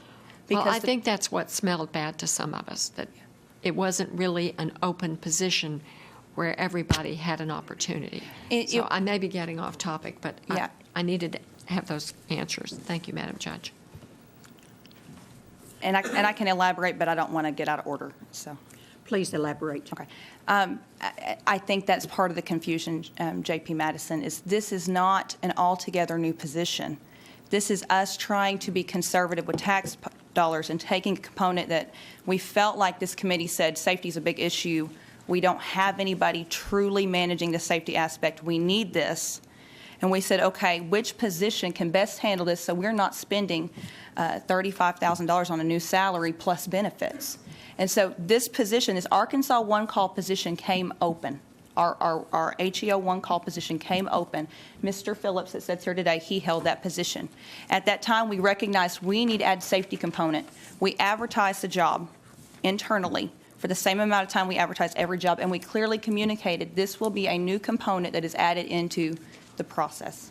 And so we went through all of the policy. We interviewed every candidate that applied. We interviewed every candidate that applied, and we selected the candidate we felt most suited our needs and had the most experience. Now, that's neither here nor there tonight.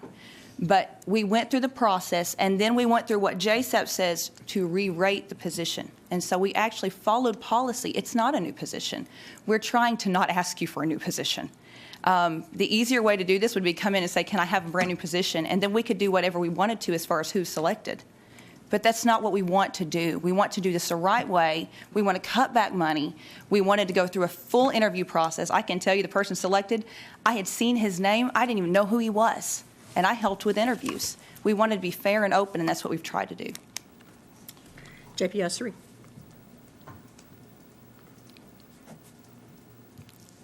Okay, I'm sorry, Eki. I'm asleep. I'll be J.P. Eki tonight. You're a lot better looking now, see? It's the lipstick. No,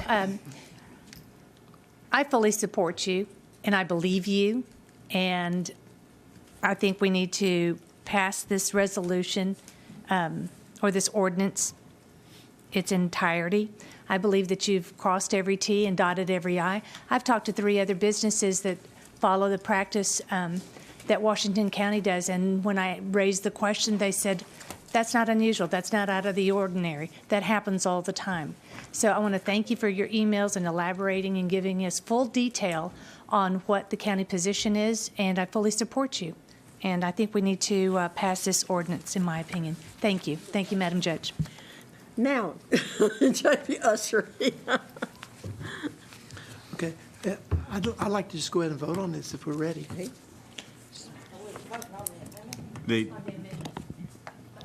That's a question to close debate. or- Yeah, we need to, Okay. yes.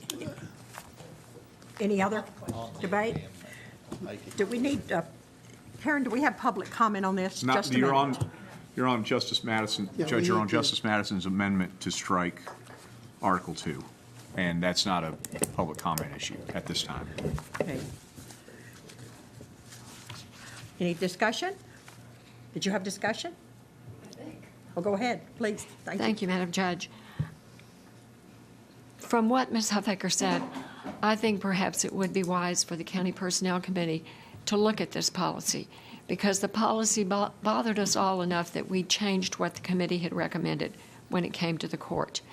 And the motion to take it out of, to remove it from the road budget was because the bridge investigation discovered or pinpointed some problems in the way the road department handled this type of internal elevation or selection, or however we want to call it.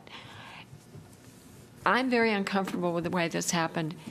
People are interviewed for a job without knowing how much the salary was, and what a private employer does is a little different from what a public employer does. We want to give everybody a fair chance, and I'm not sure that happened in this case. And because there was a pattern of that at the road department, I'm going to support the ordinance, the We had a motion. robust set of applicants for this. We had 5 people apply for this. And so, I mean, we, in our internal ads, so to say that this was not, somehow or another snuck through, or people didn't get a chance to apply for it, true, nobody knew what the salary was. But I think that's a mischaracterization of it. I think it is important to people when they apply for a job to have an idea of what it will pay. And many people would consider that. Well, why should I give up the job I have now, or why should I apply for this job when I don't know if it'll pay more than I'm making We had 5 now? people do just that. So it could have been that more people would have applied. We can't say that just because X number applied, that was all that we're interested. Did you call for the question? Yes, ma'am. Okay. So it called for the question. But what Justice Eva Madison's correct. I'm sorry. That is you have to vote on it unless there's a unanimous consent. There wasn't a second. Please don't. It's out of time now. Well, I have one more question. I believe that in Personnel Committee, we did approve it, and I'd like to ask the chairman of the Personnel Committee, did we or did we not approve unanimously that this should be forwarded to the full quorum court for approval? Yes, ma'am, we did. The judge needs to be able to recognize. Could I be recognized? Go right ahead, Yes, yes, yes. J.P. Pond. We did that, and I just want to comment. I think what we did here was you added some duties to a position that's already there. We saved, let's see, as opposed to hiring another complete employee, would have cost us 6 times as much. We've got a point of order, Butch. I'm going to rule that we're going to go ahead and move Okay. on. Now, okay, where Thank we are now, let's move on. J.P. Madison has got a motion on the floor to strike Article 2. Carly, yes. Yes. Carly, would you call the roll, please? I'm sorry, a yes vote is to strike. There's a question parliamentary inquiry. Yes vote strikes is a vote to strike Article 2 from the ordinance. Okay. Carly? Sharon Lloyd? No. Tom Lundstrom? No. Eva Madison? Yes. Sue Madison? Yes. Joe Maxwell? No. Gary McHenry? No. Joe Patterson? No. Butch Pond. Bill Ussery. Daniel Balls. No. Harvey Bowman. Rick Cochran. Robert Dennis. Lisa Ecke. Ann Harbison. So now we are ready to move on to the ordinance. This is correct? There has been, Judge, I think there's not a motion, at least I don't remember a motion. There was a motion to adopt? Yes. And a second? Yes. Okay, I apologize. Okay, now for discussion. Yes, J.P. I was just going Maxwell. to call the question. That's not debatable. Hang on just a minute. unless Karen, what are you saying? Okay, do we have public comment? Please come forward if we do. Okay, call the roll, Carly. Sharon Lloyd. Yes. Tom Lundstrom. Yes. Eva Madison. No. Sue Madison. Yes. Joe Maxwell. Gary McHenry. Joe Patterson. Butch Pond. Bill Ussery. Daniel Balls. Yes. Harvey Bowman. Rick Cochran. Robert Dennis. Lisa Ecke. Ann Harbison. Okay, we'll move on to number 12, another appropriation ordinance. Mr. Ussery. All right. Mr. Zaga, would you read this, please? An ordinance suspending JSAT policies for a personnel position in circuit court, that should be 3, and appropriating $2,389 from the general fund to the circuit court 3 budget for 2016. Article 1, all applicable JSAT policies to the personnel position referenced herein are hereby suspended for the purpose of this ordinance. Article 2, there is hereby appropriated the total amount of $2,389 from the general fund to the following line items in the Circuit Court 3 budget for 2016. Salaries full-time, slot 0403010, $1,955. Social Security matching, $150. Non-contributory retirement, $284, for a total appropriation of $2,389.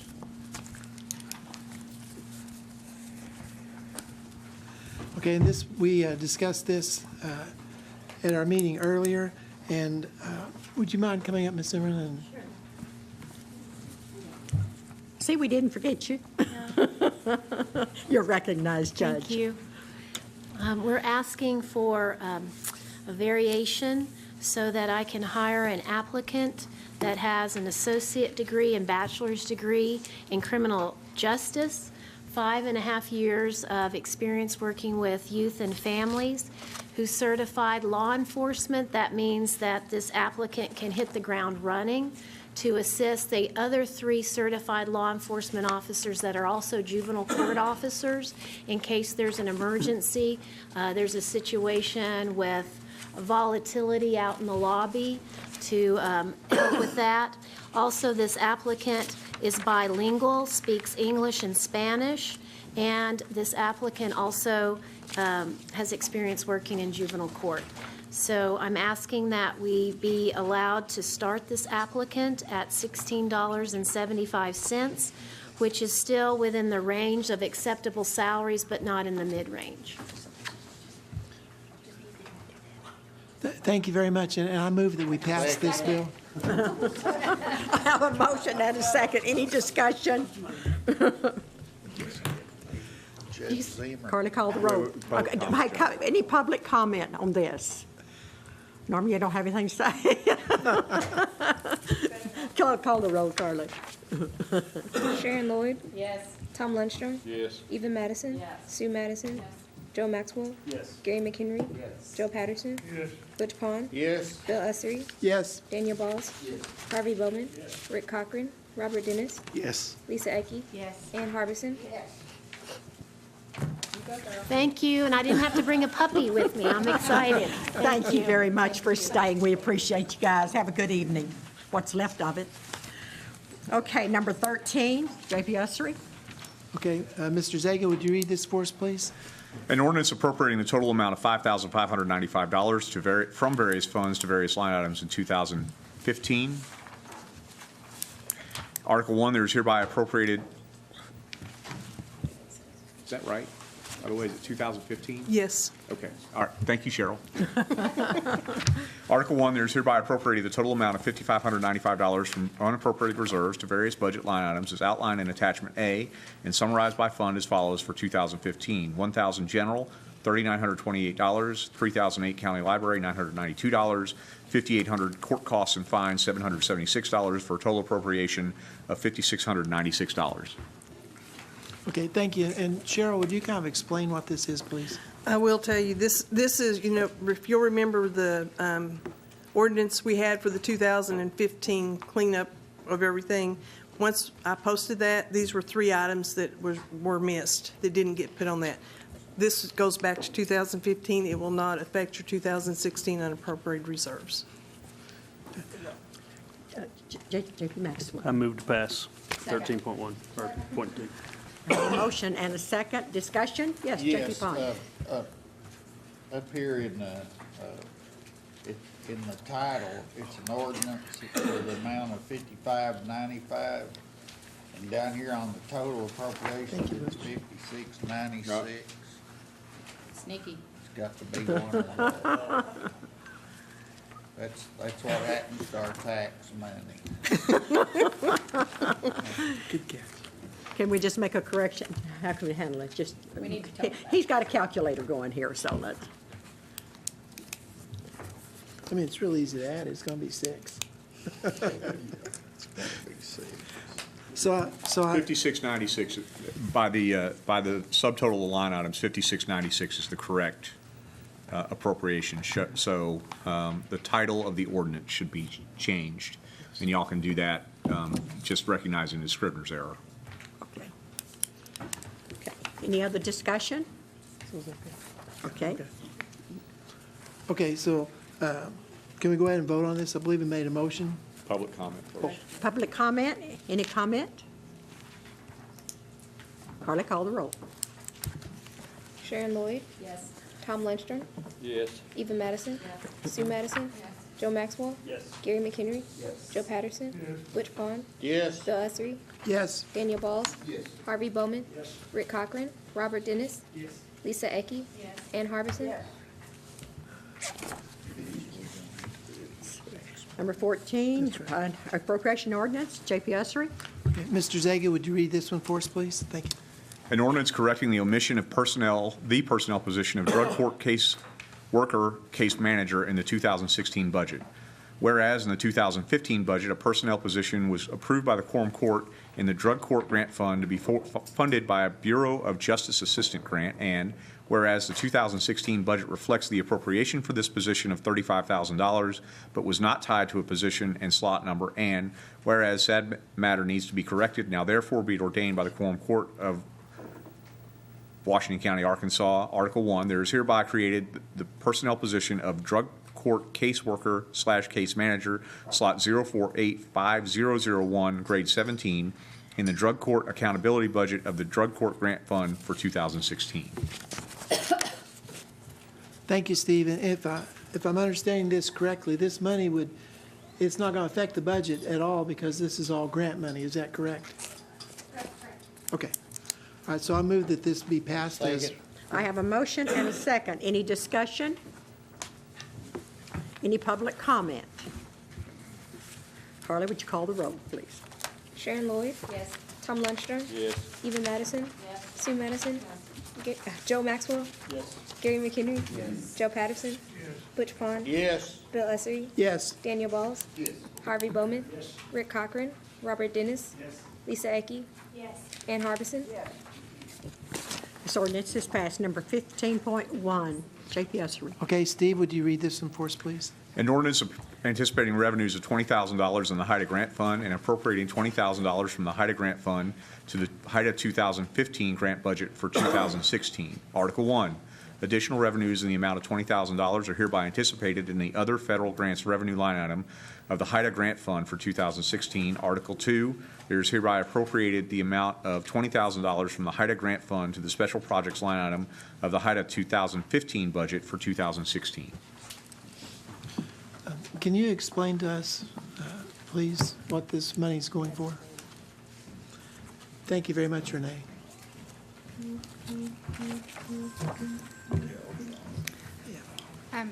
Each year, the county is the fiduciary for the state for HIDA. HIDA means high-intensity drug trafficking area. This is just additional funds from our 2015 grant that they've appropriated for another operation. It's $20,000. But what is the money going to be used for, do you know? It will be used for Little Rock PD is actually where it's going to end up at for an operation that they have going on down there. Okay. It passes through Washington County, Okay. so we take care of appropriating it. Thank you. And I hope that y'all remember that that we are just the administrators of this money. It just flows through here. Is that correct? Yes. Okay. Okay. So I move that this be passed as it was read. I have a motion. Do I have a second? Second. Any discussion? Would you call the roll, please? Okay. Public comment? They're all asleep. Go ahead, Carla. Sharon Lloyd, Yes. Tom Lindstrom, Yes. Eva Madison, Sue Madison, Joe Max, Yes. oh, Gary McHenry, Yes. Joe Patterson, Butch Pond, Yes. Bill Ussery, Yes. Daniel Balls, Yes. Harvey Bowman, Rick Cochran, Robert Dennis, Yes. Lisa Ecke, Ann Harbison, Yes, sir. Okay, all right. Mr. Zaga, would you read this last one for us? An ordinance anticipating additional revenues of $299,648 in the High Intensity Drug Trafficking Area HIDA Grant Fund and appropriating $299,648 from the HIDA Grant Fund to the HIDA 2016 G16 GC 0004A budget for 2016. Article 1. Additional revenues in the amount of $299,648 are hereby anticipated in the other federal grants revenue line item of the HIDA Grant Fund for 2016. Article 2, there is hereby appropriated the amount of $299,648 from the HIDA Grant Fund to the Special Projects line item in the HIDA Grant G16 GC 0004A budget for 2016. Okay, thank you, Steve. And Renee, do you have a little bit of an explanation on this one? I'm going to ask the sheriff to come up and tell you why HIDA is an important thing for the state, because I don't want you to think that we don't benefit from it, even though it goes to other agencies. We do benefit from it, but the sheriff's the best person to tell you why we benefit. He looks like he's thrilled, doesn't he? Come on down. Thank you, Sheriff. I guess I'm glad I stuck around, maybe. I don't know. HIDA, we fought for years to try and get Arkansas designated and become part of the Gulf Coast HIDA program. And it's a multi-state drug task force, if you will. We have, now that we're a part of it, it's Arkansas, Alabama, Louisiana, part of Tennessee, Mississippi. And at any rate, whenever this came up, when we finally, after about 4 years, that we were able to convince the folks at ONDCP that we were worthy with our I-49 coming through. I-40 is a high drug trafficking area, as you know, for transportation, that we basically had to volunteer our services to conduct the fiduciary portion of that, because if we didn't, the state of Arkansas was not going to be recognized. So anyway, since that time, Washington County has taken on that responsibility. And Renee, if I get this wrong, this is how it started out. It was Jefferson County, Pulaski County, Washington County, Benton County. I think that there have been some add-ons within the state since then that are able to use HIDA. Now, HIDA, basically, to help us to maybe make it clear here, we have the 4th Judicial District Drug Task Force. We have a DEA Drug Task Force. We all work in conjunction with each other, but now there's this HIDA designation that covers both of those. And what HIDA does, it reimburses our overtime rates, offsets vehicle costs for our investigators that, Washington County assigns and cities assign to those programs. So we're all working together on the drug trafficking problems within our state. HIDA helps us fund that. And they also have a lot of other resources, both physical and informational intelligence. So it's a big deal. J.P. Lloyd? Okay, so Washington County is getting some of the money. It's not just going all the way to Little Rock. Is that correct? Because you're saying we're paying our guys overtime? Yeah, Is there's that- four counties within the state that this money is designated for.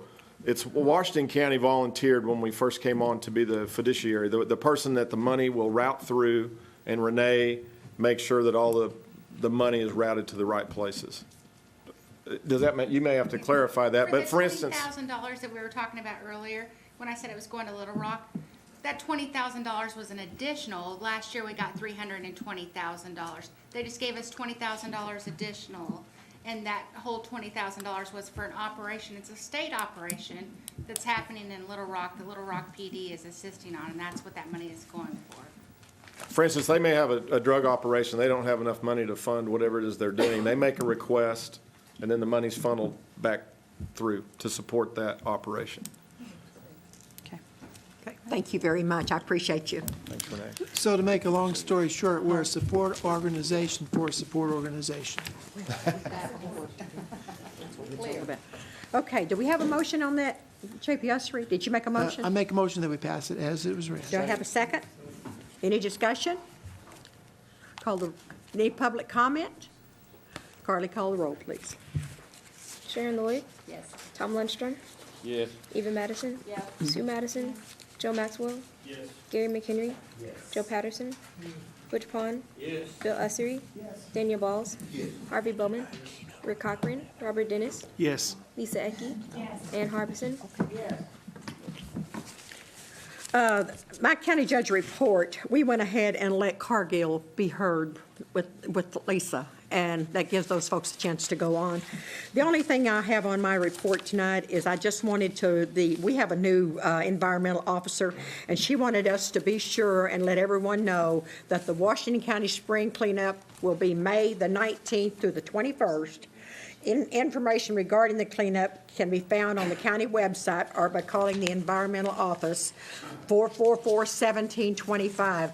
This is always a very, very good service. We get a lot of stuff turned in, and I always try to make everyone know, but it will be on the website. I just want you guys, that's the only thing I have tonight. I knew it was going to be a long night. The next thing we have is committee reports. JP Madison. Thank you, Judge. The County Services Committee met on February 29th. We had a report from Ms. Ledgerwood about the end of the year report for the animal shelter. Ms. Ritchie with planning and Ms. Viney, Michelle Viney, the new environmental services officer, could not be at the meeting because of the extension office. And then Mr. Adams with IT declined to give us a report.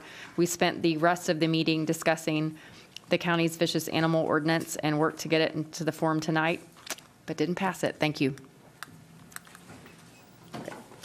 The next thing, Public Works, you didn't have a report. Harvey, okay. Yep. No meeting, no agenda. Okay, very good. Ordinance reviews, JP Ussery? Yes, ma'am, we met and we got organized and we began. Hopefully at the next meeting, we'll have something that we can look at this body. But we made good progress with going through chapters 1 and 2 of the ordinance. Thank you very much. JP Pond, Personnel. Yes, ma'am. We met Monday, March 7th, and at 5:30 here at the Quorum courtroom.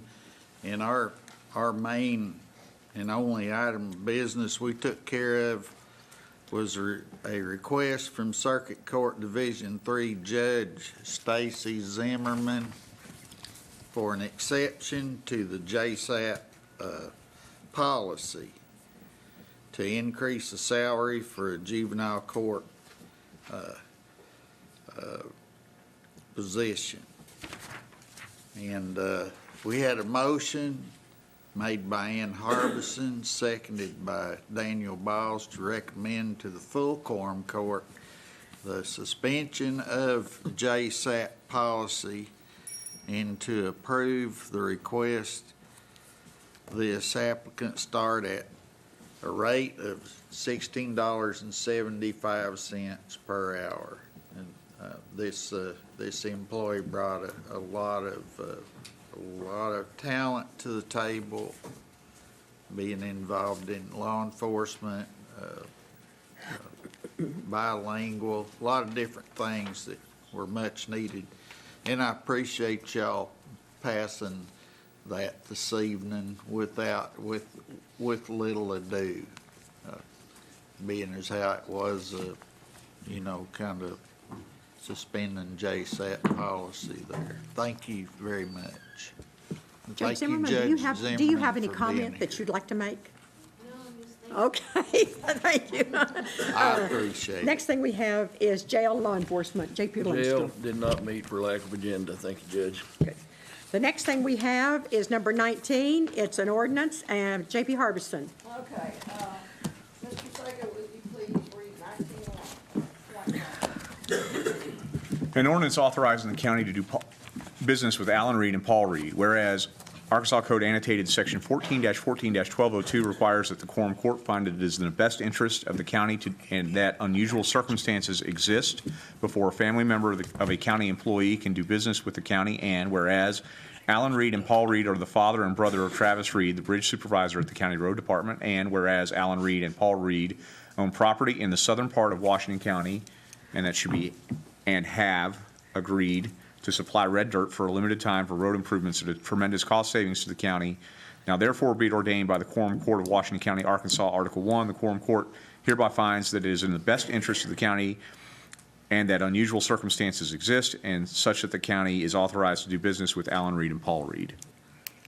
Okay, since Travis is hired by the county, is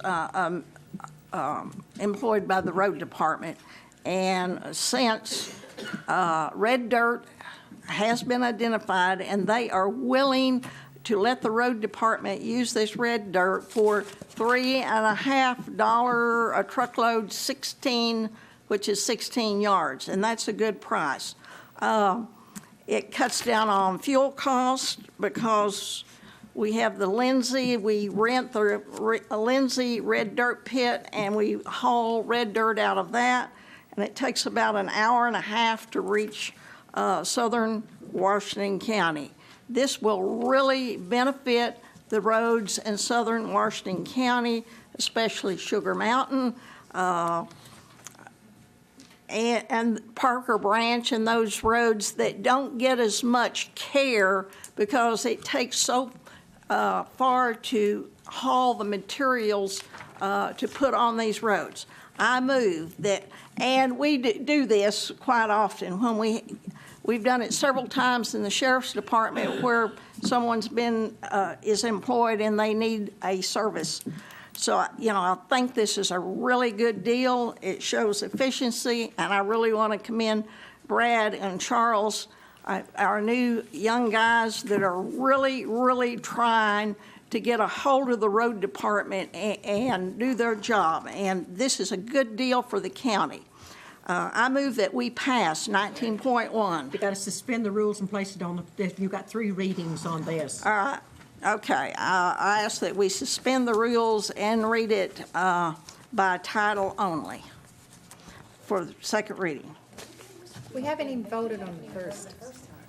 Got to vote first, or even. No.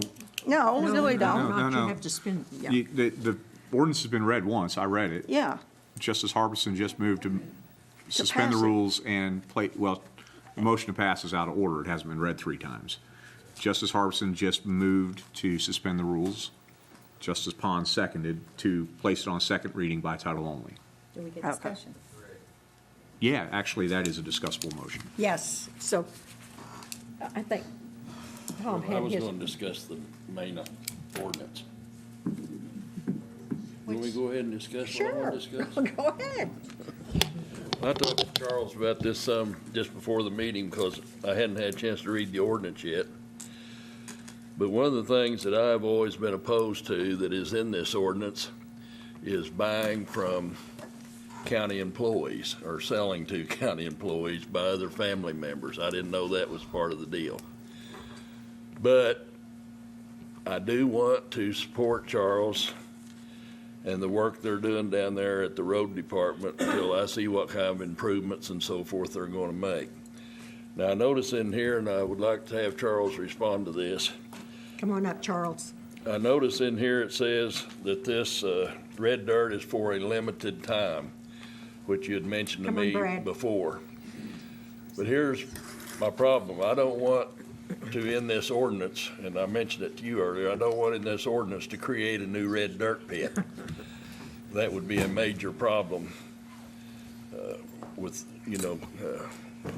for those of us been here long enough to deal with dirt pits.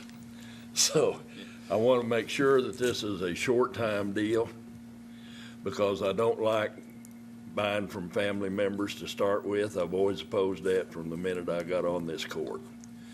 I would rather buy from people that are outside of the county and family, et cetera, because it always, from the public viewpoint, doesn't look right. It probably is right, but it doesn't look right. And I think you understand that. Yes, sir. But I would like for you to talk a little bit on this limited time thing. In other words, are we creating a new red dirt pit, or is this a limited thing? What? Yeah, yes, sir. This is planned to be a limited thing. We're not intending on having a for-long, dirt pit, such as Lindsay or 97 pit. Well, I think if we were going to do that, then they would have to get a conditional use permit or some kind of rezoning to create a new business down there. Yes, sir. And the dirt is only intended for Washington County. Right, but they're still selling dirt. Yes, sir. Which is a business. So that was my concern. I'd go to Mr. Zeg on this, I guess. Can we do this without any kind of action on the planning board? Yeah, if it's not if you're not doing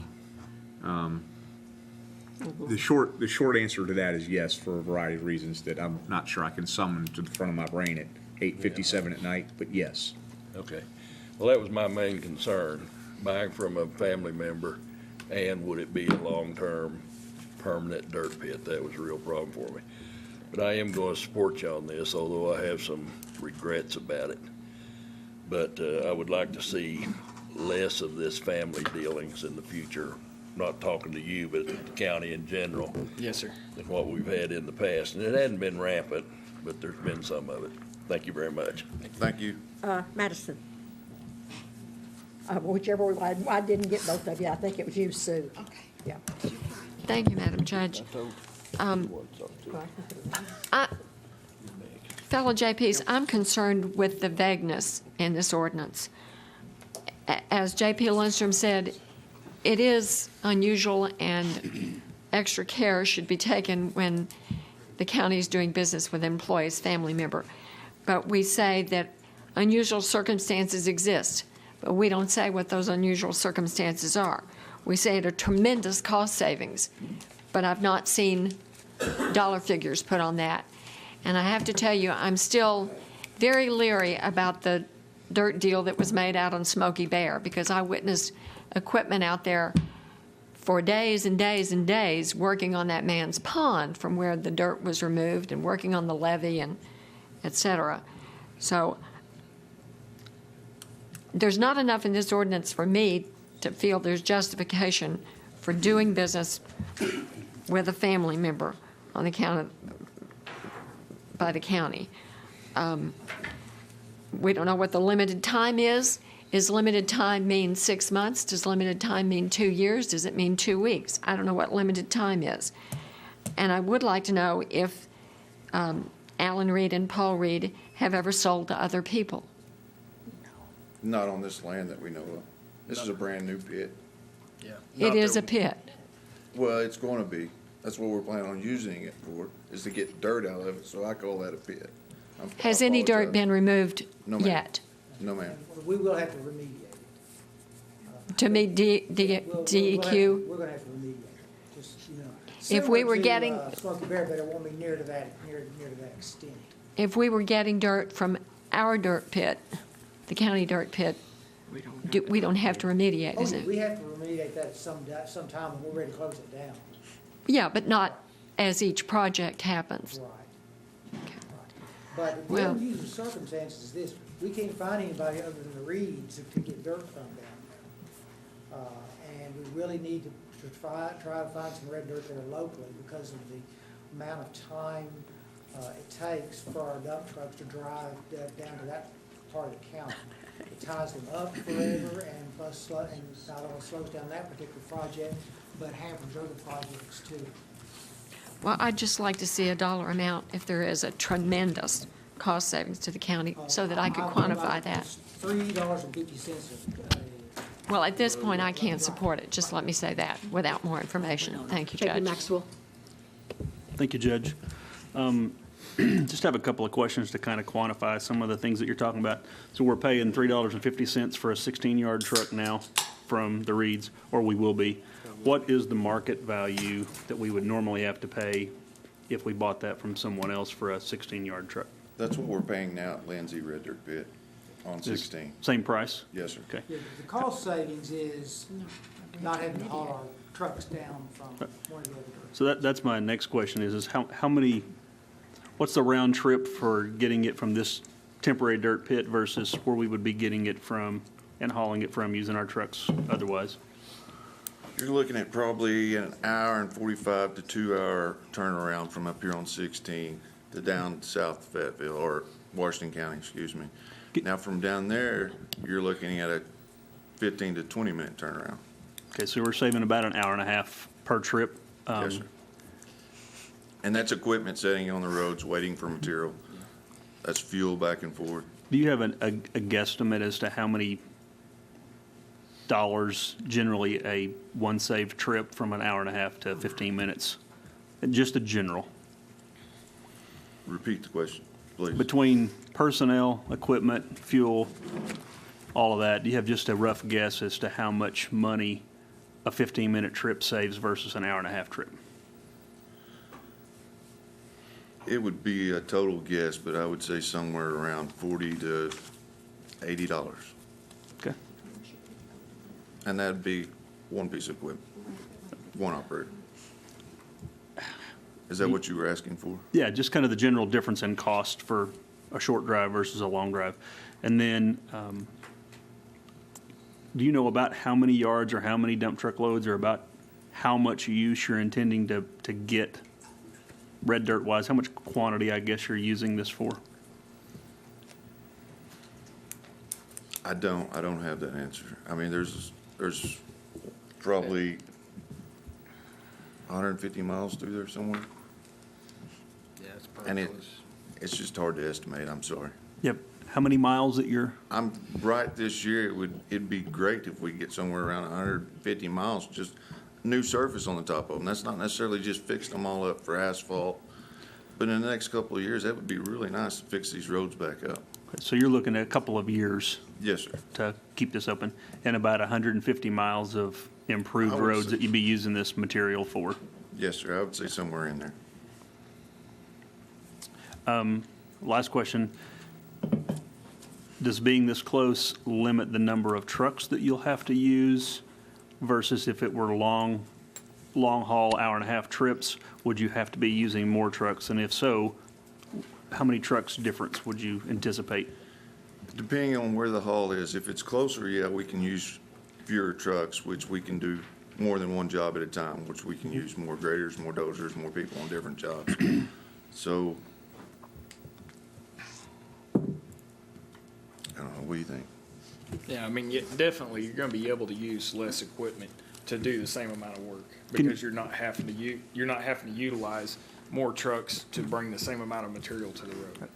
You think this will cut our number of trucks we need by 10%, 30%? Do you have a rough guesstimate? And I know I'm just asking for an Well, I estimate. mean, I believe we would still use our trucks in full capacity. We would just use them on multiple projects instead of just one project at a time. I guess, let me rephrase that then. So for the same project, if you're doing a 15-minute drive and you had all your trucks dedicated to a hour and a half drive, how much reduction would you anticipate? Probably at least 40%. Okay. Thank you. Thank you, Judge.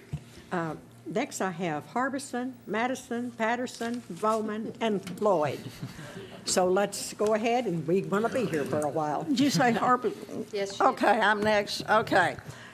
You have to know the geologic makeup of this area to understand when they talk about red dirt. There's not much red dirt down in that area. It's not like out here east of Fayetteville, west of Fayetteville, where we have large dirt pits. There are only small amounts of clay in this area, and these people have agreed to sell this to the county. And it's very efficient, and I just encourage everybody to vote for this ordinance. Thank you. Madison. Thank you, Judge. I did receive some calls about this, and I'm not sure I know if the information that was passed on to me is related to this or not, but what is actually going on down at the Reed's property right now? I understand there's been a lot of dirt work and something going on down there that the county's doing. What had happened was, first they had called me and asked, we're going to buy some red dirt from Travis. And I said, no, we're not doing that. We can't do that. And then later on, they had Steve draft a contract for what ended up being Travis's brother, uncle, and Steve didn't know, we didn't know at the time, and they didn't realize at the time that was problematic too. So they had gone ahead and started improving the road across the Reed's property to get to the dirt. So that's what was going on. How long have we been out there? About 2 weeks. And I had to tell them to stop. Someone told me that work had been out there for 2 months. Is that incorrect? Yes, ma'am. That is definitely incorrect. Okay. But work's already been going on, and we're building a road to the Reed's property? We're improving a road, yes, ma'am. Okay. Is it a private road? It was a logging road. Is it a county road? No. Okay. It's a private road, private logging road on the Reed's property. Okay, so to get access to the dirt that we're talking about buying at this savings, we're having to construct a road to get to it. Improving one, yes, ma'am. Okay. How many people have been down there? How many hours have we invested already in this venture? Anywhere from 7 to 9 people for 2 weeks. Okay. That's concerning. I have to say that my concern over this is actually something J.P. Lundstrom said.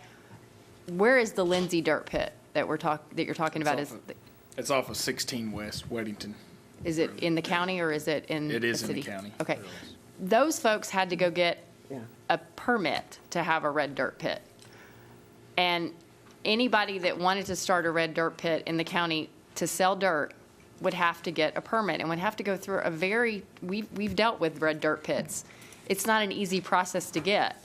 I don't think we ought to be in the business of constructing our own, basically improving a logging road to get to it, to pull out dirt. That just strikes me as we're engaging in unfair competition with for-profit businesses in our county.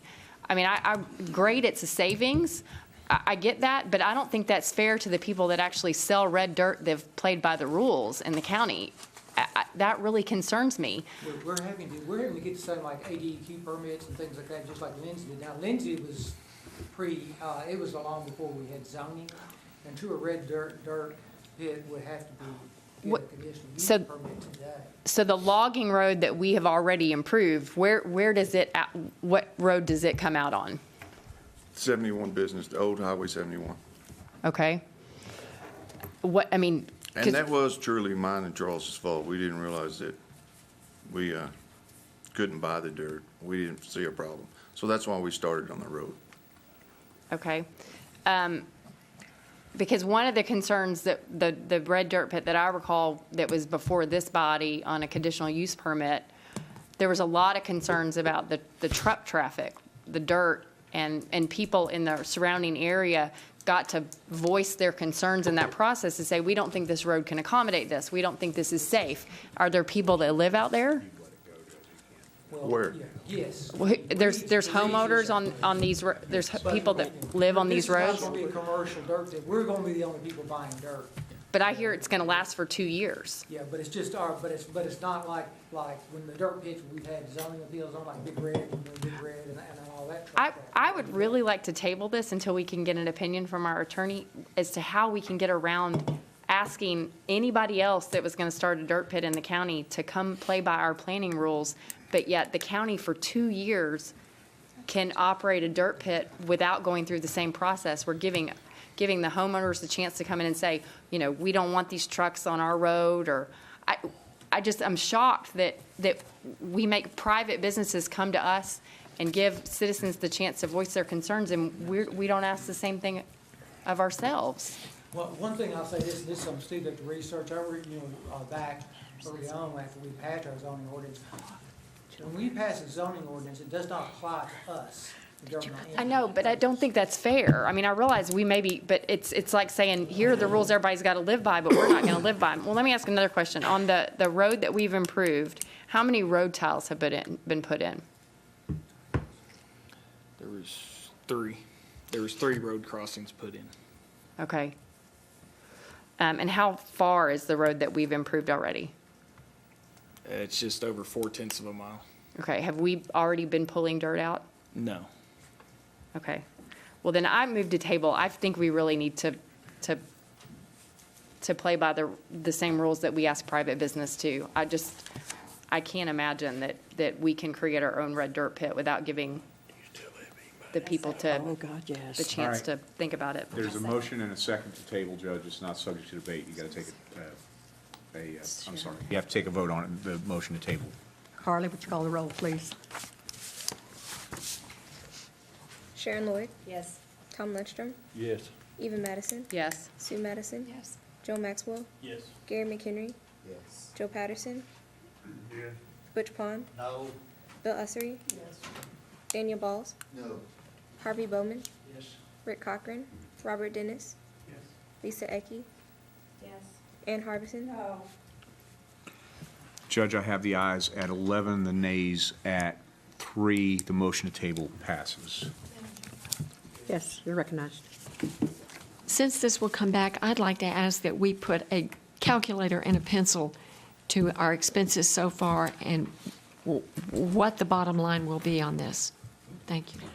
J.P. Patterson? This has to do with, a few years ago, we started buying rock out here at Fassman's. Earl Fassman. Fochman. Fossman, yeah. And that saved us from hauling all the way from the other side of Lincoln. But we did put a time on it, and we put an amount on it, approximate. At least somebody says, well, you're gonna be down there 10 years from now. I can say, no, on the contract, it's gotta be out in 3 years. You think 2, so you say 3. I think we ought to have that on it whatever we end up doing in the end. And an amount, 1,000 loads or 10,000 loads, whatever it is that, I was going to mention the Foxman Thank Quarry. you. We didn't have to go, when the county, we leased the land for 10 years, the quarry, and we did not require the county to go through CUP then because it's not a commercial quarry. We're the only one that's quarrying out there. So that's, Foxman was done in 2009, we passed zoning in 2006. And you're right, we have a definite term out there. and we have other dirt pits. There's one out here, east of Springdale, just off 412 there a little ways down there by that Phillips 66 station. I mean, I don't think it's been used in years, but it's there. It's down there. So I'd want to make a comment. On the Fochman Quarry, there was a lease purchased by Jerry Hunton. Right. And when he purchased that, he didn't realize it, he purchased just the rock. And every time we loaded a load of red dirt out of there, they charged us extra for it. We paid a tremendous amount of money for the rock at the Fochman Quarry. But then every time they turn around, and any time we hauled a load of red dirt out of there, he charged us additional for that. So it wasn't that good of a contract. Let me make comment on that. Yes, you're welcome. I was here when Hunting did that, and one of the issues that I complained about then was Jerry talked about selling gravel to different people, and I was really opposed to that for the same reason J.P. Madison was talking about. We don't do that. I know we don't now, but We did then, but we don't anymore. Remember when Hunting was here, though, we did, George, for a while. And it passed. I opposed it, but it passed. But I just don't, I'm like J.P. Madison, I don't think we ought to be competing with these people, that have spent their money to get involved in this. Now, there could be peculiar instances where it's way off in another area, like Fochman back in those days, where I wouldn't have any problem with this. But I am glad we went ahead and just tabled it for a while to take a closer look at it and let Mr. Zaga have a closer look at the legal ramifications with it and so forth. Thank you. It's getting late. This has been tabled. I want to move on. Judge, I think Mr. Dennis has not something on that ordinance. Okay, go ahead. Something new. I'll try my whereas business. Whereas enough time would be given to the public to study the ordinance on dangerous animals, I would like to move that we have a special meeting March the 28th at 5:30 PM to deal with the dangerous animal ordinance. Karen, what have you got on March the 28th? Hang on just a minute. Okay, go ahead. My reading of county code is that if this court wants to have a public hearing, we have to refer it to a committee. That's what our ordinance says. That's why I was concerned and had a dialogue with Mr. Zaga over the ability of one JP to request a public hearing to the exclusion of other court members having a say in that. Our ordinance says if there's extensive or intense or some word like that interest in an issue from the public, that what this court's chance to do is to refer it to a committee. That's what it says. I'm not saying that's perfect. That's what our ordinance says. It doesn't allow for what JP Dennis is talking about.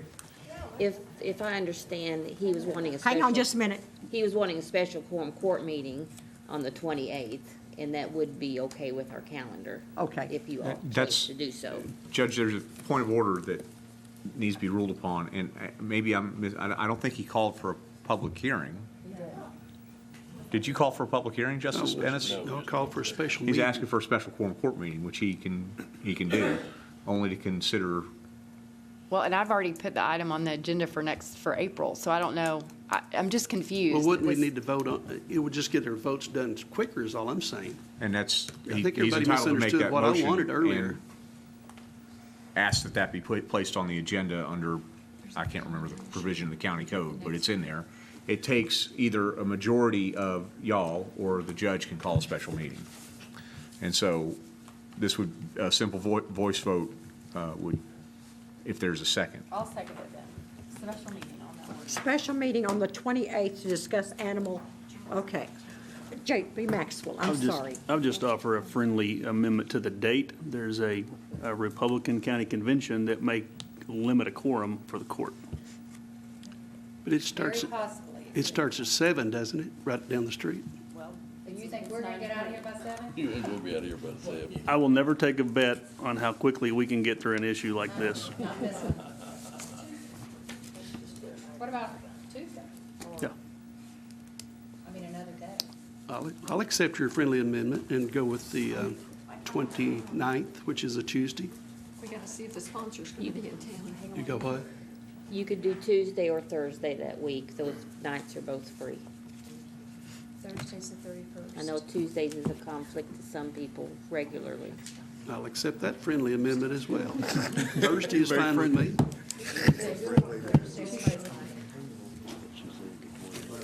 Okay, now, okay. I changed my amendment. Catch me up or here. changed Where my- are we? Judge, I I'm believe making- what you have on the floor now is Justice Dennis has allowed Justice Maxwell to amend his motion to make it to the 29th, that's Tuesday night, and the second was whom? Justice Eva Madison, who agrees with that as a friendly amendment. And what is our time, 5:30? Is it 5:30. 5:30? March. Okay, Karen, have you got that? Get in, get it done, get out. And that's, Excuse me.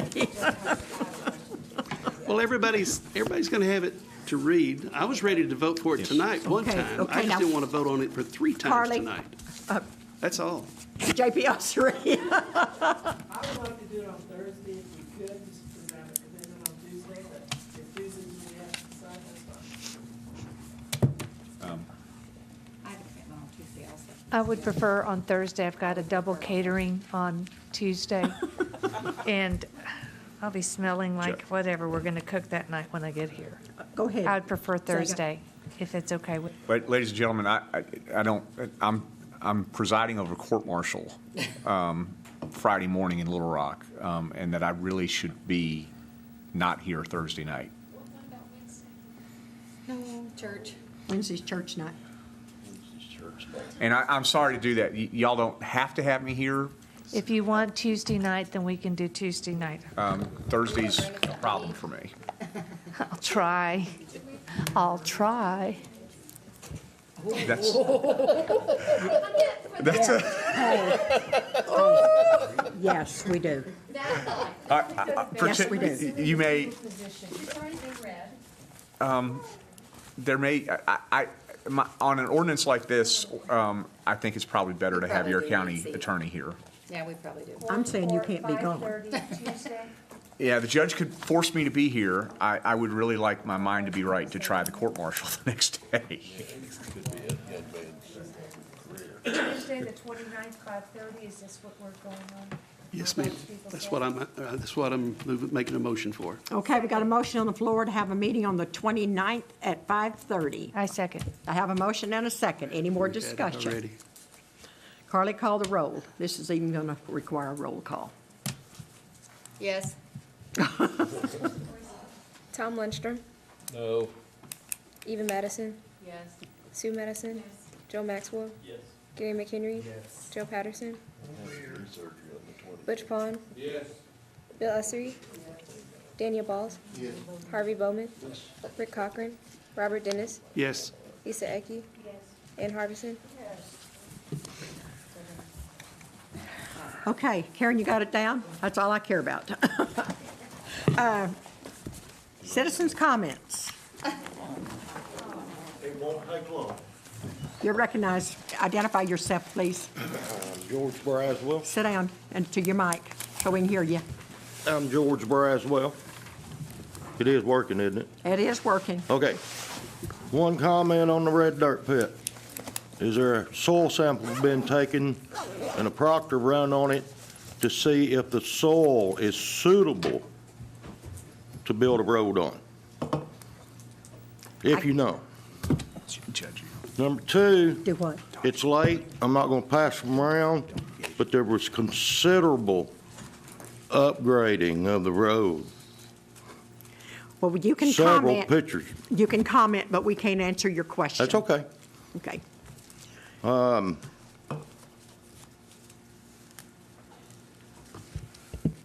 on the training officer position, just a clarification, it did pass, right? Yes. Okay. I'll be happy to tell the two employees that was told by your new road superintendent about 90 days ago that there would be no raise or betterment to anyone. Okay, thank you. Go ahead, Ms. Ecke. Mr. Braswell, thank you so much for always bringing your point of view to the attention of this quorum court in your letters. However, when you start name-calling and you start calling Ms. Huffaker names, May I say something right there, no, sir, please? I'm not finished. Okay. I believe that you owe them an apology. You said you're a victim of a lot of things, and I think the victim has now become the bully. And I don't appreciate you writing letters and calling people names. And I think until you apologize to your superiors and to Ms. Huffaker, you have lost credibility with this justice of the peace, and no longer will I support you until you apologize to them. Thank you, sir. May I respond to that? No, because it's comment time. Okay. May I? Okay.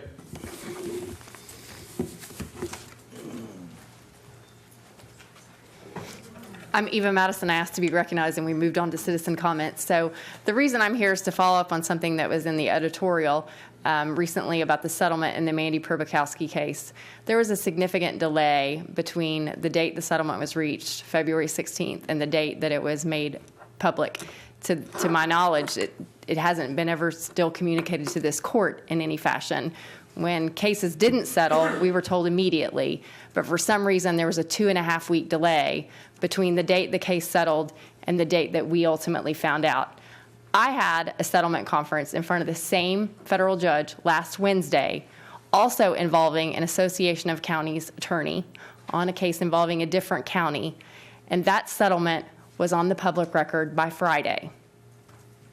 So I think that the people involved in that lawsuit owe this court an explanation for why we were not informed and the citizens weren't informed of that settlement when it happened. And I don't think there should be any delay anymore in how the settlement information is communicated to us. And I would ask for that perhaps to be discussed at our special meeting that JP Dennis just arranged for. Thank you. Any other comments? Jay?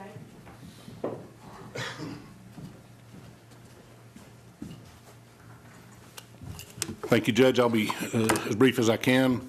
I'm Jay Cantrell with the Washington County Sheriff's Office. We've talked about a lot of stuff tonight, some very weighty stuff, dogs and animals and red dirt and building roads, a lot of very weighty stuff. I want to talk to you tonight just for a minute about Deputy Tywin Augustine. Excuse me. He was shot Tuesday afternoon responding to a suicidal subject with a shotgun. Shattered the ball on his femur. They've put that back together. Think that he'll make a full recovery if the blood flow is right. If it's not, then it means a hip replacement. Missed his femoral artery by millimeters, in which case we'd probably be talking about a dead officer instead of an injured officer. So I just wanted to update you on his condition and let you know that he's still in the hospital and has been moved to a regular room, and we'd appreciate your prayers for Deputy Ty. Thank you. Thank you very much, Jay, for the report. Do I have a motion to adjourn? New business? No, not tonight. No. I just motion to adjourn. Seconded, it takes precedence.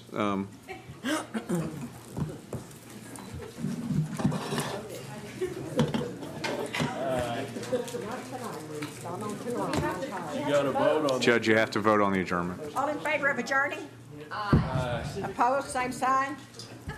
Okay, there you are.